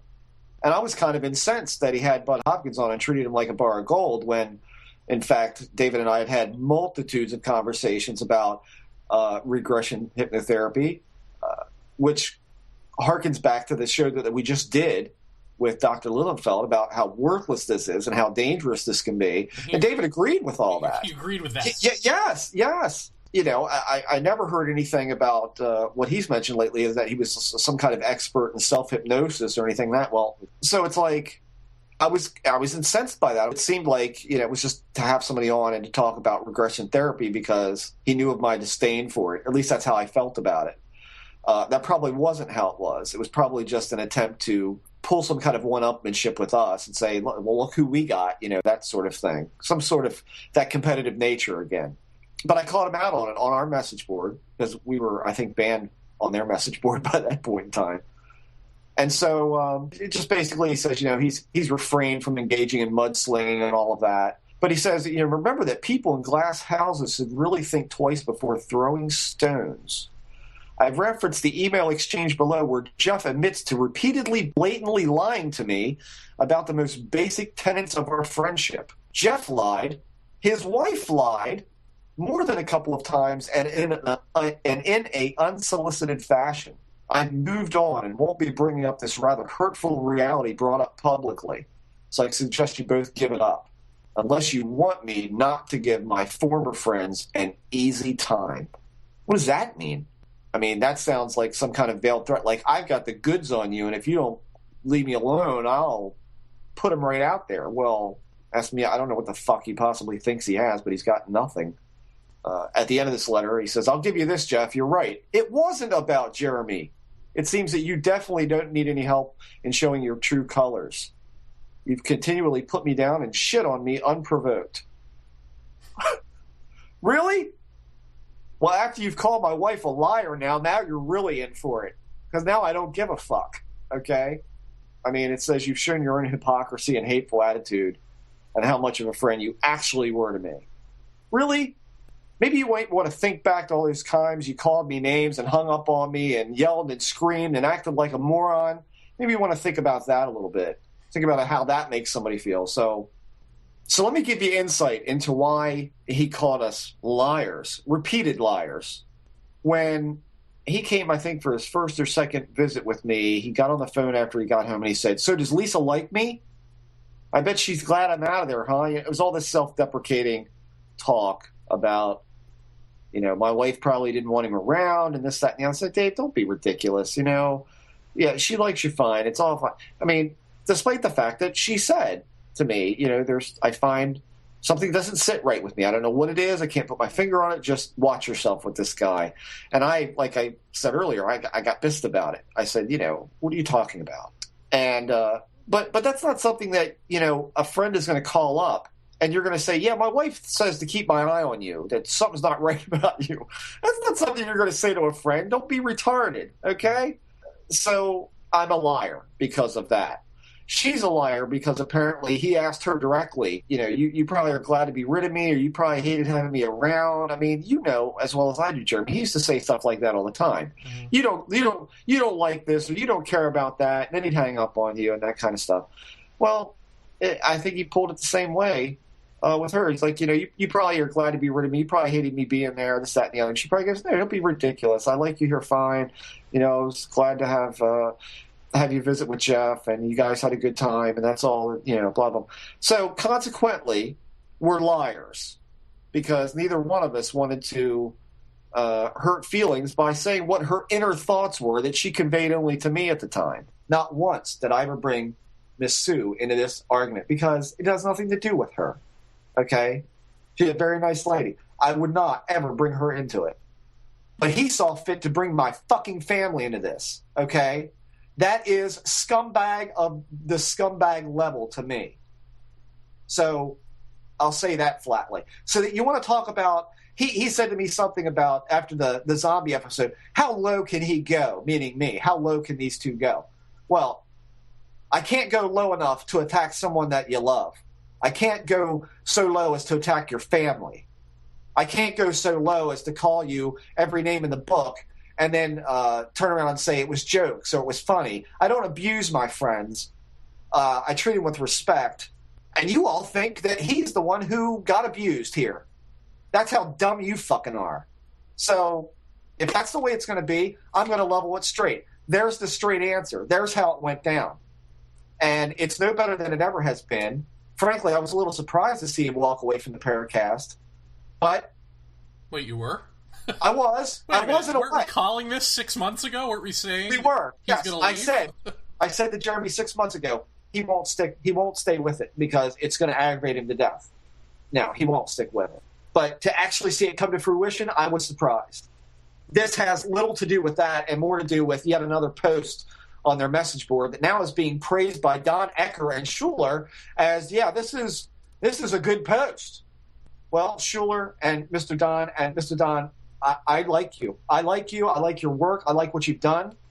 But if you think that that's fucking accurate, you're out of your goddamn mind. And I'll fucking tell you that right to your face. You're out of your mind if you think that's accurate.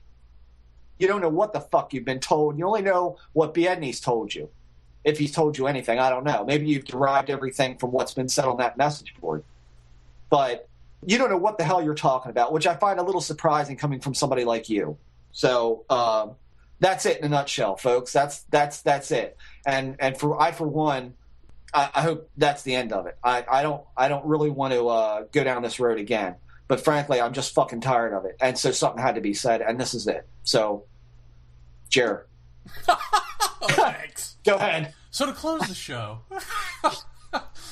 yeah, I don't know. I mean, anything I add is just going to be superfluous at this point. Did I say everything accurately? I mean, did I explain that correctly? Okay. Yeah. But I do want to go back to one of the original things we said here, which was the giant triangle craft are supply ships, which he's said on the show before, until our show became really popular in saying some alternative hypotheses in terms of DMT, trickster, interdimensional, these sorts of things that are out there that we took seriously and explored. And now all of a sudden, toward the end there, the Paracast show started doing that. They started basically aping our show, and I think it was on the last show that he was on, or maybe the one before it, he had started tooting their horn for not, we don't necessarily believe that it's aliens. We think it could be any number of things. Right. Really? Because you said supply ships before. It was only when you started to see that the trend away from what you thought that you decided to take ownership of that. Yeah. Unbelievable. And then these are the guys who are like, oh, you're so smart and all that. But see, that stuff doesn't really... It bothers me a little bit. I'll admit that. It does bother me a little bit, but at some point, you got to realize that the whole mechanism of his abuse doesn't begin and end at friendship. I mean, it's all over the way he treats his board, his people, his fans, or whatever you want to call them, listeners. Mm-hmm. It's all about every couple of weeks, I'm going to quit this field. I'm going to leave. And then, oh, Dave, 3 or 4 threads. This show is the best show ever. Please don't leave. You're the best ever. Blah, blah, blah. All that please the abuser crap, where people now, that's how that MO becomes him. Oh, you're so smart. Oh, you're the voice of reason. Oh, all of that stuff. Because if you don't say that, you'll get banned. Or he'll threaten to leave.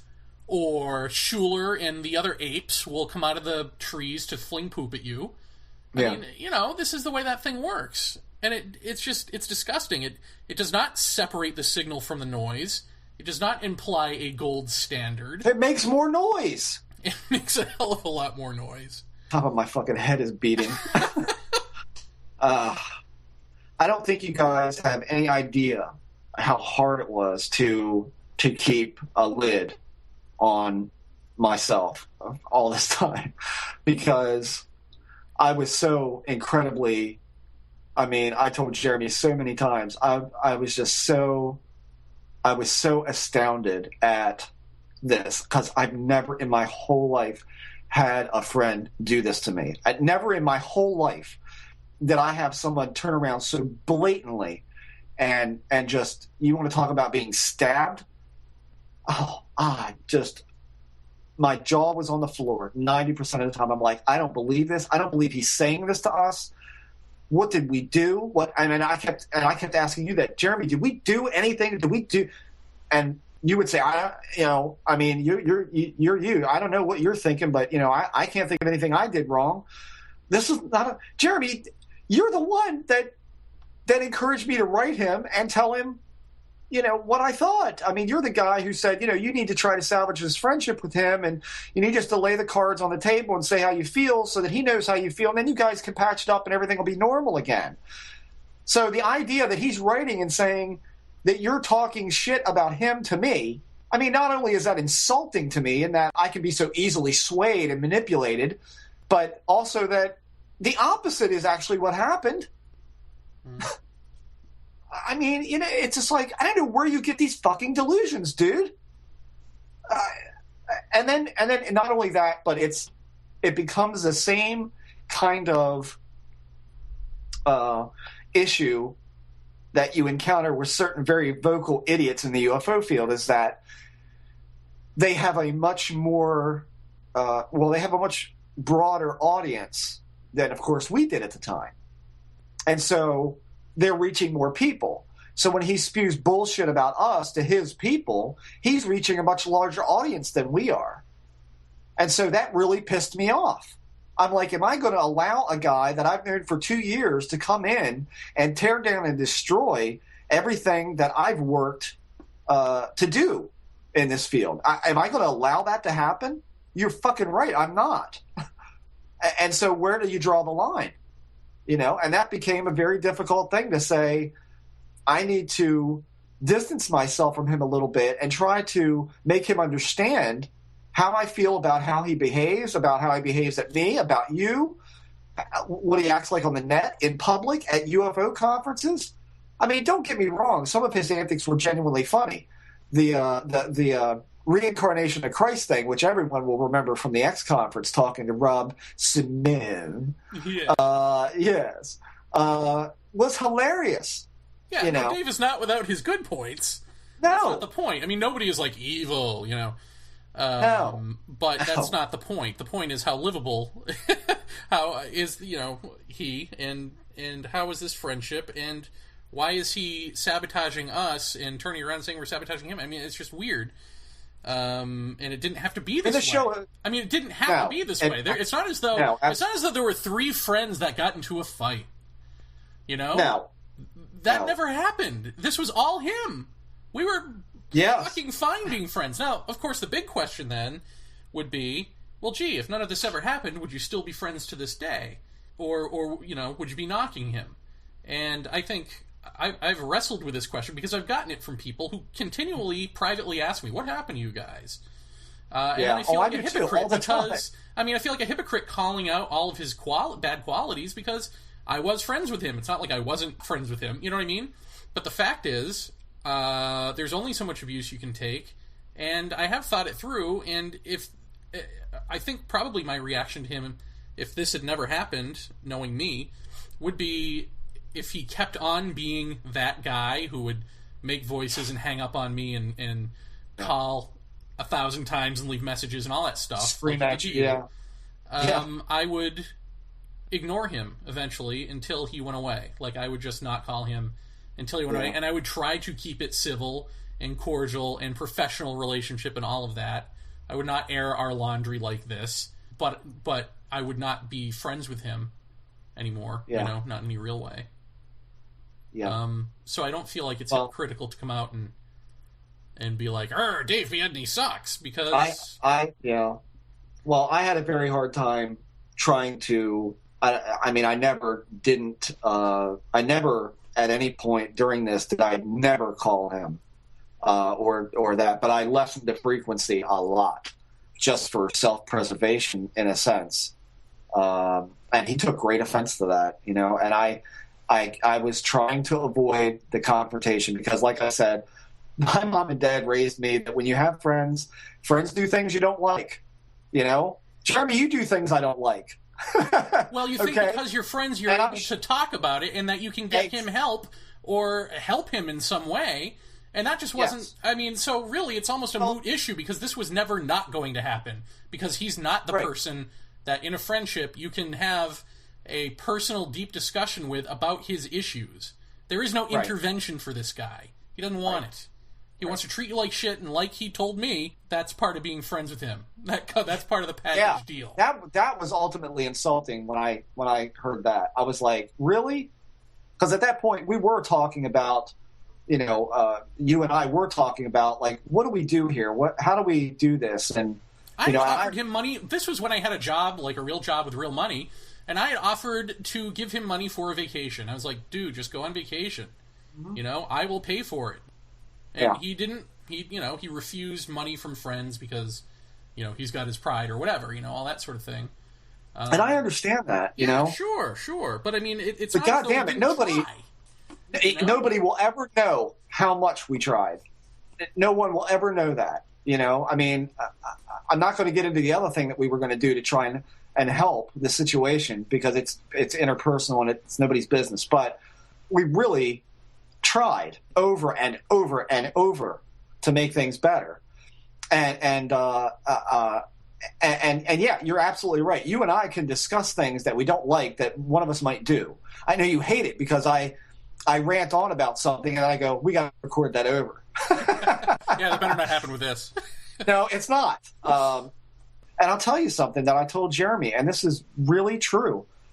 After hanging with someone that has a dominant personality like that, after a while, you, I believe, mentally just give up trying to discuss anything. And for a long time, especially at the start of this show, I just felt completely defeated and like whatever I would say would be stupid anyway, so don't even open your mouth. Because that's something that was really, within our friendship, mine and Biedny's, that was really, that was done a lot. I would put forth some sort of thought or theory, and whereas you or I or me and Colin Andrews or Bruce Maccabee, if I threw any idea at them, we would bounce it back and forth and talk about it. His was like, well, no, that's I don't no. See, because you what you're doing here is you're forgetting this, and what he would say I was forgetting was really moot to the point. It was just kind of disagree and put down just to do that, to further elevate his own idea, which was supply ships or that ilk. And I was like, I'm past all that shit, dude. I'm not saying I'm elevated above you, but I'm kind of over that aspect of it. I just don't buy it. Here's the funny thing. The post that has set us off began by making fun of Alfred Lemberg and me and talking about our friendship. Like this was point one against me, is how I'm friends with Alfred Lemberg, who's this crazy whatever. Of course, Alfred Lemberg and I had a very public falling out long ago. Yeah. Mm-hmm. So we haven't been friends. So that's wrong, number one. But what's funny is the person who pointed this post out to me was Alfred Lemberg. And as a result, we've had some friendly email exchanges. Whereas we haven't talked to each other in months because we had a public falling out. So I find that a funny repercussion. Yeah. But ultimately, I just want to say that the timing of this, with Dave having left the show, is just a weird coincidence. I mean, I thought it was a weird coincidence that you said you were going to take a couple of months off, and then Dave, sort of like in one-upsmanship, is like, I'm leaving forever. But maybe it wasn't one-upsmanship. Maybe it was just timing. I guess that's what this is. I mean, it's not like...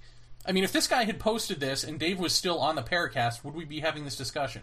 I think you remember, and I'm not sure if any of our board members are going to remember or not, but during the big back and forth between us and him on our message board, this is when he could still post on our message board.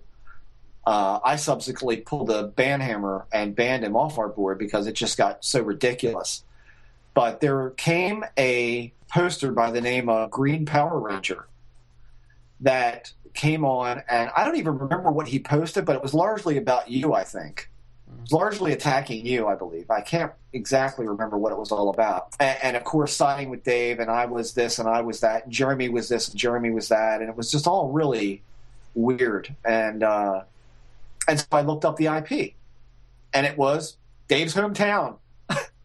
And so immediately I thought, well, it's not enough that I banned him off. Now he's either going to the girlfriend's house or somewhere, and he's coming in on our message board starting more shit. And so I said that on our board and banned that account. And Dave wrote me and said, that is not me. I believe that there is something going on here that is trying to further drive a wedge in this argument between you and I. And I find it very suspicious. And I believed him. I believed that it wasn't him. And I said, I believe you're right. And I saw the faintest glimmer of hope to be able to turn this thing around.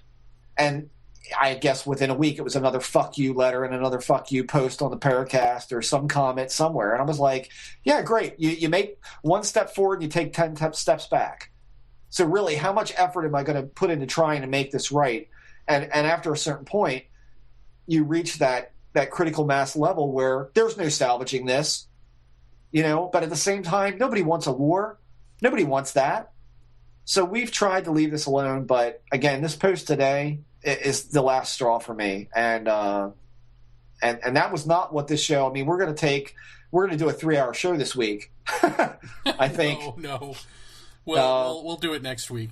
What we were going to do this week was make this about 45 minutes and then dissect some of the Emma Woods tapes, some of which are on her website, some of which she has sent to us that you have not heard. But we'll just do that next week because I think that's the only way the whole story gets out there. Yeah. Okay. Well, we'll do that then. So here's your document. You can mark it. You can point people to it. You can argue about it if you want. Just don't. We're done arguing about it. I'm done arguing. I've said all I have to say about it. If anybody wants to continue it at this point, it's your problem. I've laid out exactly what happened. All I can say is everything that you've been told about this or that you think about this has been bullshit. And, and I think that we are continuing to be unfairly painted. And I'll say this as kind of the last thought about the two shows. And I know this is going to sound like I'm tooting our own horn here, but it's one thing to go on your show and say, we're the only place to have serious discussion about this topic, and we're the ones doing the groundbreaking work. And it's another thing to actually do it. Right. Really, you're going to have a show, and Jeremy and I noticed this, that at a certain point there, the Paracast didn't seem to be getting any guests for a good spurt there, to where the point where they had their gold guy come on and talk about conspiracies. And I think that week, who did we have? Graham Hancock or somebody? We have actively tried and will continue to avoid the idiots and to avoid the people like Sala and all of that exopolitical bullshit. We're not even going to entertain it because it's not worth entertaining. It's not what the subject's about. And having to stop and do a show like this, to me, again, is another, what are we even doing this for? But at a certain point, I know how it works in ufology, that when you go on a message board and you read something about someone or about a case or about a sighting, and then somebody throws in some fact, quote unquote fact, that they think they know, and it's incorrect, eventually that fact gets reported over and over and over and over until it becomes accepted as a truth. And I, for one, am tired of keeping my mouth shut about this whole incident and having posts like this to this day still showing up on the Paracast board with a bunch of untrue bullshit and not addressing it and leaving people to figure it out. Yeah, I know a lot of people are going to say, guys, you really didn't have to do this because we believe you. We know that it was this and we know it was that. Well, you know what, guys? I know that you do, but not everyone does. Well, and now everyone does. Yeah, I still get a lot of private emails saying, hey, I'm a fan of both your shows. I know it's none of my business. but what really happened between you guys, you know? Yeah. It's like, how many of these do I have to answer? Well, I get more about the competition of the two shows. And I said, I don't understand that whole concept of competition between podcasts. Podcasts are something people listen to at their leisure. It's not like we're on every Friday at 9, and if you miss it, that's it. We're not competing for a slot here. We're not competing for anything. It was never about that to start with.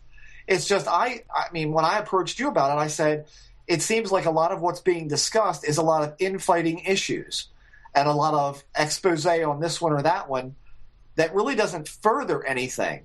You know, I've always said, you know, just about something like the Meyer case, that I learned a big lesson arguing with that moron about that case and trying to put forth issues of how it was faked and how it was this.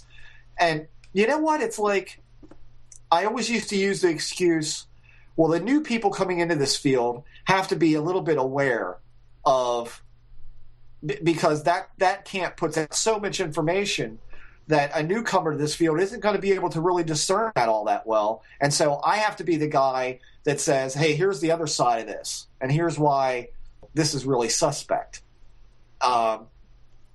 And sooner or later you realize that the people who do believe this, the rational people who I believe is our audience, the rational, thoughtful, critical thinking people that listen to us are not who we're trying to make aware of those issues about these people who are just ridiculous and these ridiculous cases. I always said, let's try and educate the newcomers. But you know what? If those newcomers are worth their salt and think critically and are thoughtful about this, they don't need my help. They don't need that. And the people who buy into it and believe it have a lot bigger issues than belief in it. So what am I doing? And then I became just, I think we became of like mind that we've got to do a show that talks about the issue. And we both came to the same realization that the answer to any of the questions about the paranormal are not going to come out of the paranormal fields. They're going to come from some unexpected direction. That's progress. That's how that happens. And that's what we've done with this show. I can sit back on my chair and go, we have done the best job that we can of getting both the top level people in ufology and the paranormal fields and the top people dealing in ancient cultures and the top people dealing in real science to come on this show. And I think, like the crop circle thing with Colin Andrews, how many threads did that generate at ATS about crop circles? I mean, it was amazing. And I'm thinking, wow, this is great. You know, we're actually having some kind of ripple effect on, you know, on the subject. And that's what we've always tried to do. I'm not interested in doing hit shows. I'm not interested in doing a Jerry Springer of the paranormal, which is what I think the Paracast is. Well, that's just, I think it attracts people who are decidedly confrontational because the hosts are confrontational, and I think that's what people tune in for. Is, you know, their motto being you never know what's going to happen next. Well, that's like you never know what kind of fight there's going to be to watch this week. It's this bloodlust for conflict, and that's not what this show here is about.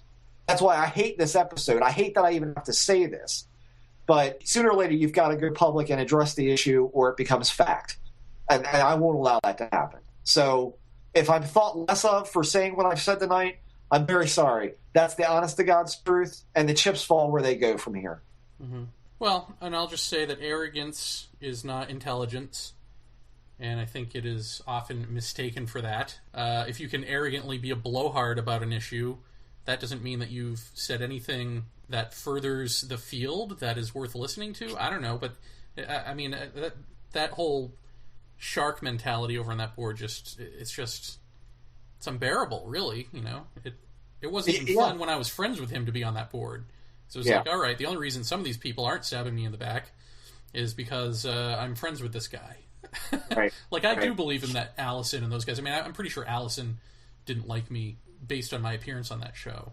I don't think he likes anybody, but that's it. Which is fine. I mean, again, that's fine. He has nothing to offer, as far as I can tell, other than the same bah humbug bullshit. I mean, you know, you do attract what you are, and so I think Dave attracts depressed, arrogant people who think they're intelligent. I mean, that's what he attracts. And they're the people who get the gold stars over there, and they're the people who attack anyone who has a dissenting view. And I think the reason that I get pegged as the New Age whatever, or the Hollywood guy is because I'm not, I won't say I'm not depressed, because probably I am, but I don't play it that way, I don't think that everything has to be about fear and depression and, wallowing in it all the time. And I think that, he has certainly built this sense that in order to be a real abductee or a real experiencer of this stuff, you've got to huff and puff and keep your stories close to your chest and put on airs about how this, is really affecting your life and really feels and all that. And some of that may be genuine, but some of it is just noise. Again, it's just noise to me. And you can operate another way. You just can. It doesn't have to destroy your life. Sometimes it does. I mean, I'm not downplaying the fear. I'm not downplaying the trickstery element of it. I'm just saying that to live in this world is to not succumb to that stuff. And there are people who have a different relationship with this. And that doesn't make them airy-fairy, new age, whatever. And as far as, being pegged that I constantly am as seeing this as, Space Brothers here to help us in oneness and blah, blah, blah, I have nothing to say to that, because I feel like I've been pretty clear about what I mean by oneness and all that, and that there ain't no Space Brothers that are going to come here and save us as we are, because that ain't worth saving. That's what a real Space Brother would do. And it isn't even tough love. It's beyond our comprehension as we are now. We keep thinking there's something about us that's either can really just boil everything down to good, evil, or on my side, not on my side. And if we don't even have a handle on what we are, this is always what I have maintained, what it's always boiled down to for me, is we don't have a handle on what we are. And we walk around this world thinking that we do, and forcing everything else on this planet to conform to that delusional view that we do. That ain't worth saving. That ain't worth killing off. Right. It's just worth leaving alone. Right. Yeah. Well, I mean, and I think that's where we have this interesting juxtaposition on the whole issue. I mean, I don't think that you and I think we agree on a lot of things, but I don't always think that you agree on the aspect that I still believe that interaction with this subject directly, direct experience, I think is somewhat toxic. I don't know that you feel that's necessarily right. No, I feel that to some extent, I just don't trust that feeling. How about that? I don't trust that the toxicity feeling is genuinely what's going on, even if I feel it. I mean, it's the same way, like I said 1,000 times about the fear issue. When I looked into the eyes of these beings, it was complete animalistic terror, and yet nothing terrifying was happening. So I've got to somehow account for that difference, and I can't just rest on my laurels and say, well, they're feeding on fear. That's what they eat fear. They're creating that in you. Right. No, I don't know what it is. The honest truth is I don't know what that divide is. Right. I can guess at it all I want, but that's all it is. And so it is with the whole trickstery element and all of that stuff. I'm not willing to say this is the devil, this is evil, interdimensional, whatever, even if it feels that way to me, because I don't trust how I feel. Right. I want to give the example in terms of not trusting your own emotional attachment to a situation of mushrooms. When I did mushrooms, it was completely frightening. And there's even a moment during the mushroom trip where you have a panic attack. And the more you think about it, the more attack happens.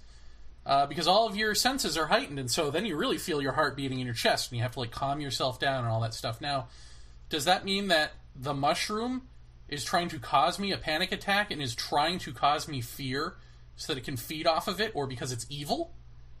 No, it's just what happens when you take shrooms. And so it might be with this situation, with this hyper-reality, or whatever you want to call it, wherever these beings are from. It just might be that when you touch that, there is a fear, there is negativity, or whatever that unfolds in your life, all those sorts of things. I'm not denying that they're there. I'm saying that we might not be contextualizing them properly. We might be. I just don't know. And so I keep it all subjective. I can't objectively say right. Right. Well, I think at least this guy on the Paracast feels that my guy in the black that I've mentioned a couple of times, and I said, that I've been punished somewhat for talking about the experience or trying to talk about it on the show, and that I had marks all over my back, and I showed people those. And this guy seems to, says his new friend in the black bathrobe said it was punishment for Jeff being indiscreet about the dude's existence. Yep, lots and lots of enlightenment.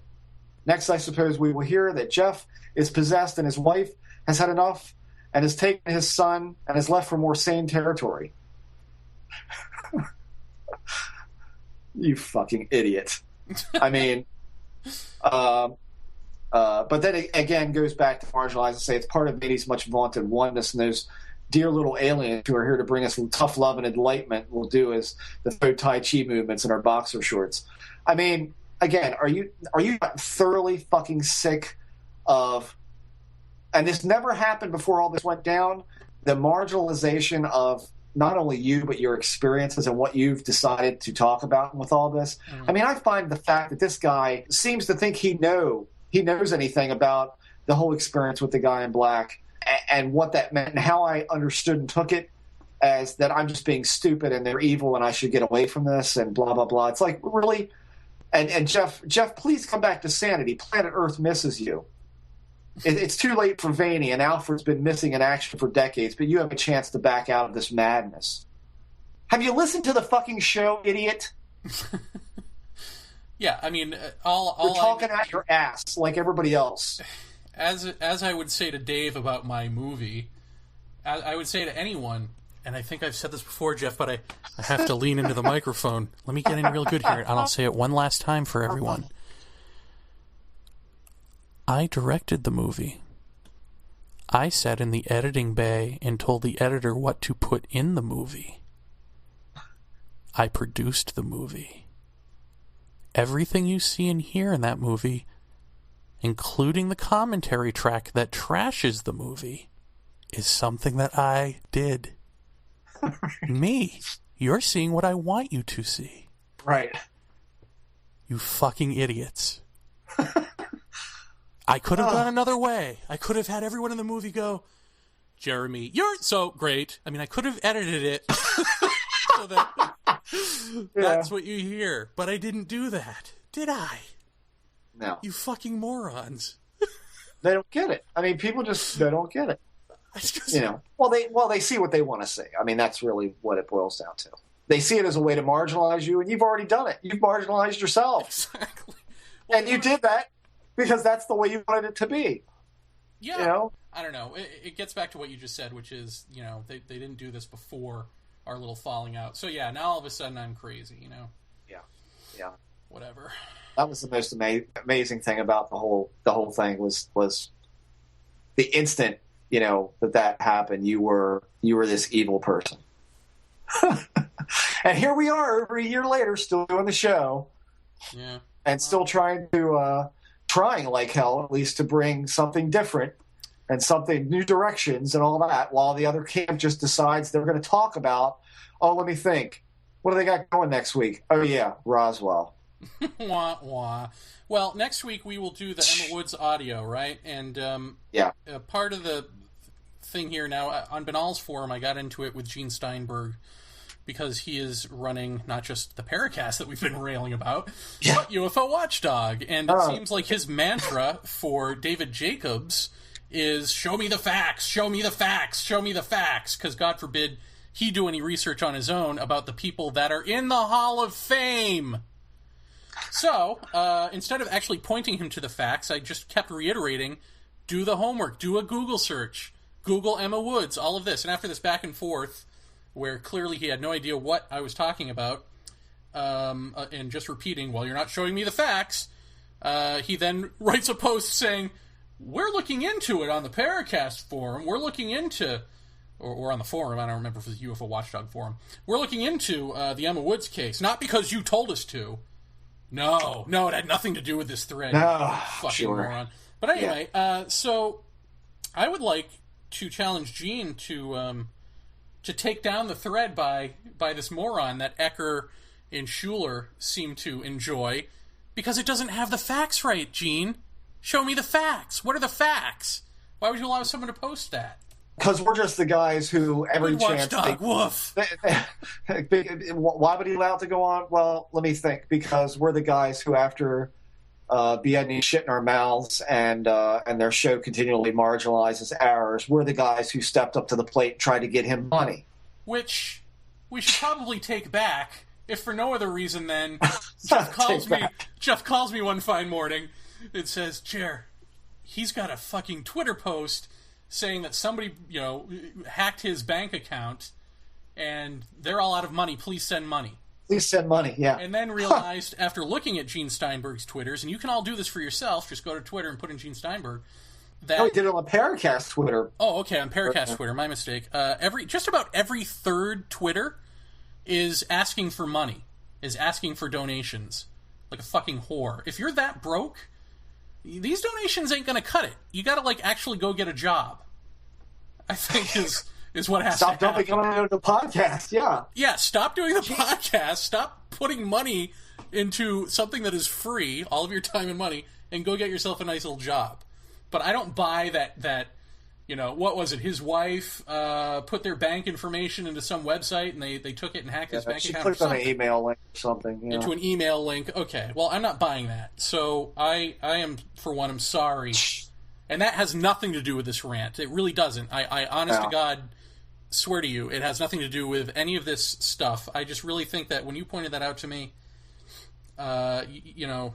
we should never have tried to help him, because I don't believe it. No, I'm sorry we did it. And then I really when I looked am. at that Twitter, the Paracast Twitter page, and I saw all those, it was like chugga chugga choo choo, donation ad after donation ad, chugging along on that Twitter page. It was like, wow, we have tried to help the wrong guy. Yeah. I feel like a fucking fool for even suggesting it, but I don't know. Whatever. So I don't know. Yeah, this has been great. Yeah. So next week, Gene, we're going to give you the facts as we see them on the Emma Woods case. We'll at least have some audio that will be factual.